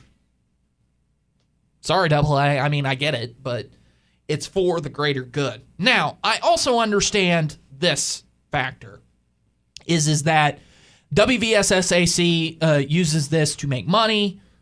More games equals more money. I get that. But at the same time, though, let me ask you this. Go back to Quad A for me real quick, Chance. Go ahead. Tell me who 1 versus 16 is. Morgantown versus Buchanan Upshur. Tell me who they would play in the next round if Morgantown wins. Morgantown wins that, they will play Spring Mills. Well, Spring Mills or who? It's Spring Mills or Musselman. Okay. What would happen if Buchanan Upshur, not saying they try to, not saying it, and it's purely accidental. What happens if Buchanan Upshur what happens if Morgantown's Maddox Twig gets injured and cannot play for the rest of the playoffs? And Morgantown takes a Maddox Twigless team into the winner of Spring Mills versus who did you say? Musselman? Yes. Okay. Which was 4 and 6, by the way, at a 9 seed. Yeah. Okay. Let me throw you this. AAA. Go to 2 and 15. What happens if the Princeton quarterback gets hurt in that matchup? Who's Princeton playing? Let me look to. You said AAA. My bad. Hampshire. Sorry, Hampshire. I have yes, it. Hampshire. Yeah, Hampshire. Let's say their quarterback gets hurt, doesn't play, can't play the rest of the playoffs. They get by Hampshire. You have to play the winner of Herbert Hoover versus Winfield without your star quarterback. I understand injuries are a part of the game, but all it's going to take is a star player getting injured, being a top 4 team, being a top 4 seed, having possible D1 offers, and getting hurt, to which case they have to play the rest of the playoffs without him, and then they get bounced. They get waxed. Because let's face it, you lose your star player and you have to play the 7 or 8 team. I could go through every classification, okay? If Wheeling Central lost their best player, I don't even know who it is, and they played Tucker County, it'd probably be a lot more interesting of a matchup, would it not? Hey, I'm going to bring a little bit more controversy into your statement, is what I will say. First off, it's all about money. Yeah. So you're not going to. I understand. You're not going to shrink below 16 because WVSAC loves money too much. It's going to take a J.R. House type figure to happen. I will word this. There is the keep playing versus rust. That will come into play on that. I like that. I always like rest versus rust. I think if you want to cut it, you cut it to 8. Ooh. There's positives to your 12 or 8, as I'm predicting, and that is you have to schedule good teams to find out if you're good or not. You can't go – I'm going to use this as an amazing stat right now. We're going to use AAA as an example. If you took 8 teams this year, the first team out would be a 10-0 Chapmanville because we said they played a AA, not a AAA schedule. You are required. Let's have a riot. You are required. There's normally when, I can remember when there was, like I said, 2 teams. I can remember when there was 8 teams. I can remember as we've expanded this, there's always that one team out you ask why they're not in there. And now we've gotten to the point to saying, why are they in there? Yes, that is what we've gotten to. And I'm, this could be a disrespectful comment, and I don't mean it in a disrespectful way. But Wheeling Central playing Tulsia is a bye because it's going to be a walkthrough. Wahama versus Man, it's a bye. I just want to point this out here, Chance. If we had 8 teams in the playoffs in every classification, think back to when we had 8 teams in the playoffs in every classification. Okay, so let's say we did have back to the 3 classifications. If we, when I was in high school, imagine what would happen to Wheeling Central if we only had 8 teams in every classification when it was 3A. They wouldn't make the playoffs a lot. Because remember how many times we sat there and said, oh, God, I hope Wheeling Central isn't the 16 seed. And they were one time, and then they just went and waxed everybody because they played a tough schedule. And I'm not so sure. You may have to go back and look at that one. I'm not so sure that Wheeling Central didn't have a losing record at the 16 seed. And still just completely dominated everybody to the state title game. It's a fine line. I mean, I think all of us can discuss. I understand we don't understand from high school to the other. Money runs things. Yeah, I understand it. I'm just saying. I love to argue for the sake of argument. Kirsten will tell you that all the time. But I'll ask you a question, kind of playing devil's advocate, because I'm not arguing with you as far as that. I don't like the bye week thing. I will say that. That's just me. I'm not a fan of that. I'd rather have 16 than to have 4 teams have a bye and move forward. So you would rather just have 8? I'd rather have 8. So here's my question to you. You want to condense it down a little bit. You want to make sure the teams are deserving. Would you rather drop it to 8 and know that a 10-0 Chapmanville team does not make the playoffs? Yeah. Okay. I mean, that's where you're at with that. Now, I will say going to 4 classifications has made this a conversation that probably will be held at some point in time or another. I don't think you're going to leave the 16. I just don't. The only way I think 16 maybe leaves is maybe you have – if you get that guy hurt for Martinsburg, let's say at the number 1 spot, or the Huntington quarterback gets hurt, maybe it's Quad A that looks at people and go, hey, maybe we just need to give everybody a bye week round 1. And I tend to agree. And we only take 8 teams. That way, everybody gets a bye. There's not one team playing and one team not.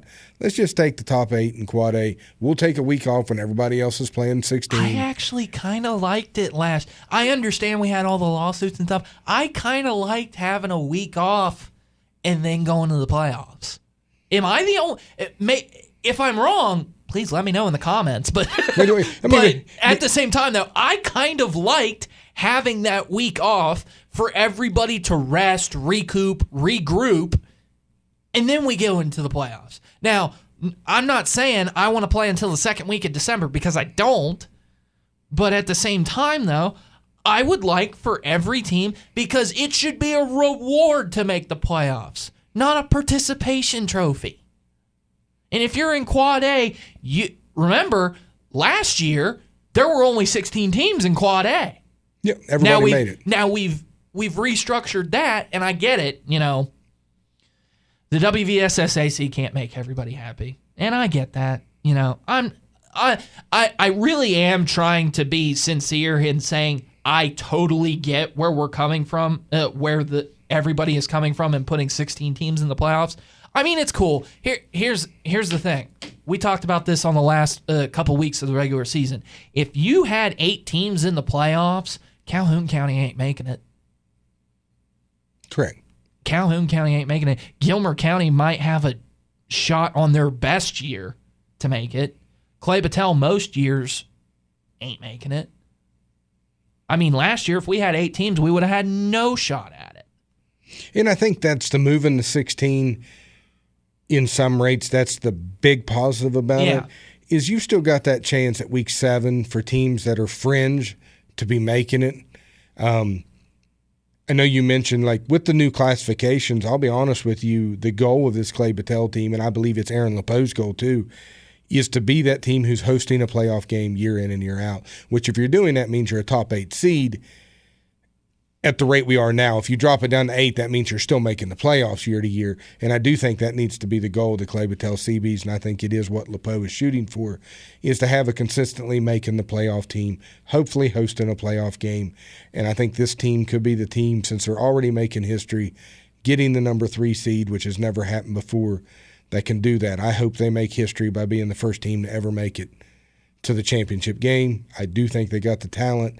I think they got the bracket to do it in, and it's going to be a joy to watch. But I'm okay with 16 because, like I said, if you're one of them bottom 4 teams and you find a way to knock off a 1 through 4 seed, good for you. We can use Wheeling Central as an example, winning it with 16 all the way through, but let's just be honest. They were there because they were a team that should have been playing AA football anyway, and probably not made the playoffs that year because of their record, not the schedule they played. If I remember correctly, the state basketball tournament in high school basketball is 8 teams. I could be wrong on that. I very much could be wrong on that, but I feel like I think it is. I would like to see, if nothing else, I think we need to play a week earlier to begin the season. Because I can remember it used to always be when you went to school, the beginning of school started with a Friday night football game the Monday before you went to school. Like, we're already in school now when the first football game happens. Of course, we've backed school up enough that that's happened. But if you're going to start school on August 14th, there's no reason we're waiting until August 29th to have a game. Like, I think we need to back everything up 1 week. That way the championship doesn't happen in December. It happens in November. Normally helps the weather a little bit. I know we're snowing outside a little bit over the last couple of days. Here's the thing, Chance. If you do that, it's still the week after Thanksgiving. I guess it's the week after Thanksgiving, and it's a lot easier to take that time off on Friday, especially if you're going to have 4 classifications. Okay. I get where you're coming from there. Yeah, that makes sense. Okay. How about this one? How about that? I'll help my argument out if you put it on the week of Thanksgiving. Granted, some people will disagree with this because that's the Black Friday shopping, which now can be done online. But if you do it the week of Thanksgiving, majority of the people, at least school-wise, are off. The students don't have to worry about missing school to go see the game because now that we are 4 classifications, 2 are going to play on Friday. One's going to play at noon, 1 o'clock. The other one's going to play at 7. Nobody goes to school anymore if your team's playing in the state championship, Chance. Come on. There's a whole reason why we have campaigns about school attendance and stuff like that. Nobody's going to school anymore. I get your argument. I'm just playing. Now, I'm just being facetious. I will admit, if you get more fans to show up, that probably means Charleston can't hold it because there's no parking. There wasn't enough parking last year. There's my rant on why we moved it from the island, because we had parking. We had hotels.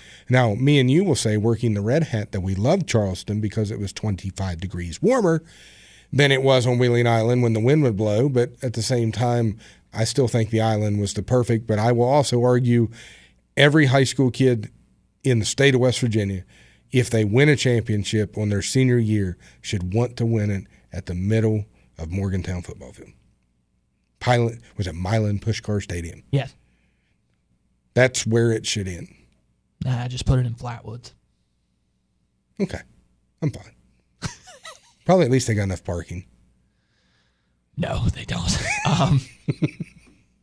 Or West Virginia State, where that new Herbert Hoover facility is, because I've heard that's absolutely gorgeous. But that's an argument for another time. Maybe Huntington. Hopefully nobody gets killed. That was mean. I might take that out. Hey, It's just a That's okay. Nobody's listening. That's right. Okay. All right. That was a bang play there. Yeah. Okay. Boy, I hate to do this, but I'm gonna do it. Give me your Charleston prediction and winner. We've had a rule on this show all year long, Ethan. We're not supposed to choose the CV's games. Don't. Taking it out. Actually, you're not if you're asking me to tell me what my championship game is. Yep. Taking it out. Go ahead. Wheeling Central Catholic versus Clay Battelle. The public school state champions. Because I've still got to stick with how I felt at the beginning of the season, even though I will be honest with you, if there's any team that can beat Wheeling Central Catholic, I think it's our Clay Battelle Seabees. I think they match up better, and we can break it down as the weeks go along here. But Wheeling Central Catholic will win the state title. Wheeling Central Catholic against the Clay Battelle Seabees. And the Clay Battelle Seabees will win their first state championship in school history. I was curious where Tug Valley was. That's a good one. No. Changing it. I said I was going to go with... I told Chance I was going to go with Wahama all week, but I'm not going to do it. I watched them on film. They're beatable. I've watched Wheeling Central on film. They're beatable. Clay Battelle on their best game, which I still do not believe has happened yet. I still do not believe that. I agree with that. We've been a team getting better week to week, which is what you need to be as a team, even heading into the playoffs. You want to be getting better. And I agree with you. I think the best game is ahead of them. I have a huge amount of respect for this coaching staff. Huge amount. You know, I would say this, one of the biggest advantages could be is if you make it there, Wheeling Central has to go to Charleston. Yeah. I'm still weighing that in because going to the island was a home game for them people. They stacked that stadium up and down. There was no disadvantage to them down there. They do have to go to Charleston. They woke up in their own beds. Yes, like everything was set up for them. I'm How about this? I'm going to do it this way. And I mean, I don't have a problem with your prediction. I can tell you this. The Clay Battelle Seabees have beat 2 AA teams this year. And I keep telling you Wheeling Central is a AA team. So does that mean we can beat them? The answer is yes. We can. Yeah. However, I'm not going to sit here and say, oh, I'd be just as happy if we made it to Charleston as opposed to winning it. No. If we make it to Charleston, I want to win. I want to win that. Okay? But will I be ecstatic crying with LePeau and all those seniors, but crying with a little bit of half tears of joy in my eye because they accomplished something that has never been done in the history of this Clay Battelle Seabees football program, and that's going to the state championship? Absolutely 100% yes. You put that trophy and you put it in the highest of honors that you do in that trophy cabinet that you've seen in that gym. Period. It is something to be hugely proud of. But I want to win it. I want to win it. I think these kids want to win it. I think they want to go out and reach greatness in history. And that's what makes me believe. I've seen their demeanor in the locker room. I've seen their demeanor outside of it. I've seen it on the football field. They were meant for something great. And now over the next 3 to 4 weeks, as we progress along, hopefully, they're going to get that opportunity to reach it. All right. I think that'll wrap it up. One last thing before we get out of here. 45 minutes in single A. Shocked we went the longest in single A. It is Veterans Day. We are recording this on Tuesday. It will come out on Thursday. I want to thank some special people. First off, my father, Peter Collins, who served on the Bainbridge and the Nemitz. And then also for Kirsten, Clinton Hall, who is her mother's father, and Benny, or Pedro Ellis, who is her father's father. also served in the naval branch. All of them served in the naval branch. And I would say my uncle, but I'm just going to say my great-uncle, Lane Ogden, who served in the Navy as well, who is the biggest historian you could ever meet in your life. But once again, I could say my uncle, other uncle, but his son is right here. So I'm going to let him choose it. I'll go with a couple myself. I'll work down the family tree. First off, my father, Brock Collins, served on the USS Robert A. Owens. Great thanks there to him by all means. I'm going to say you're my other uncle, my Uncle Peter.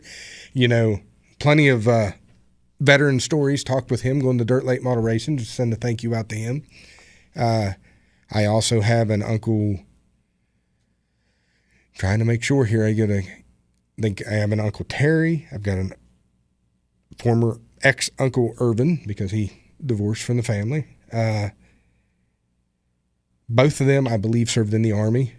I've got a grandfather on my mom's side, Earl Clifford Richards, who served in the Army. My grandfather on our side, Jarvis Pete Collins, however you want to word it to him, served in the Army. An interesting story here is he was a seamstress in the Navy, and I work at the laundry department at FCC Hazleton, so it's a little bit of a connection there. I'd like to thank my coworker on that note, Chaz Pahoki, who served in Afghanistan and that region during much more difficult times over there. I mean, there's so many as far as family members. I'm trying to think on the other side now that, you know, that I have military connections to, and it's something that it's a long list. There is a holiday out there that's probably, you know, when I go out to eat on Veterans Day and I got to wait in the line, I don't complain. And I'm happy to see that so many businesses have jumped online because they deserve so much more than a free meal. But at the same time, I always used to really enjoy Veterans Day because we would just go out to eat because my dad would get a free meal. I've done that with my dad before. Yeah. And, you know, you get to go out and have the free meal, and I'm happy he gets to enjoy his. And, you know, don't even care that I got to pay for mine at that point in time because I understand that I get to eat that meal in peace because of people like him that served. And I know we have Memorial Days for those that served and gave all, but as the one country song says, all gave some, but some gave all. That all gave some is what Veterans Day for. Memorial Day is for the ones that gave it all.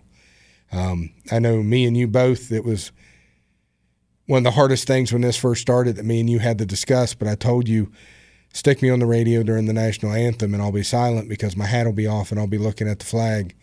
Because we've done a pretty good job of that so far, by the way, though. And we have. We've made the adjustments to make sure that normally we're timing things between the pregame show to make sure that happens.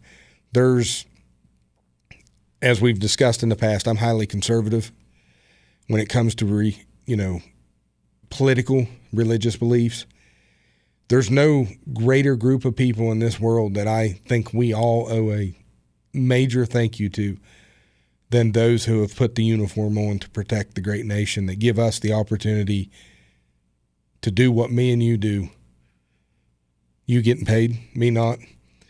But at the same time, we get to do something that we love and enjoy because other men have made the sacrifice to make sure that we're right here able to do it. I'll end it with that. All right. That's going to do it for this pregame show. Chance it's probably going to be about 4 hours long, but who cares? It's the first round of the playoffs, and we hope to be here next week talking a recap and review and doing every game of the playoffs in our pick'ems. And we will be here next week to do a recap regardless of the result. But we hope to have a review, and we hope to have pick'ems.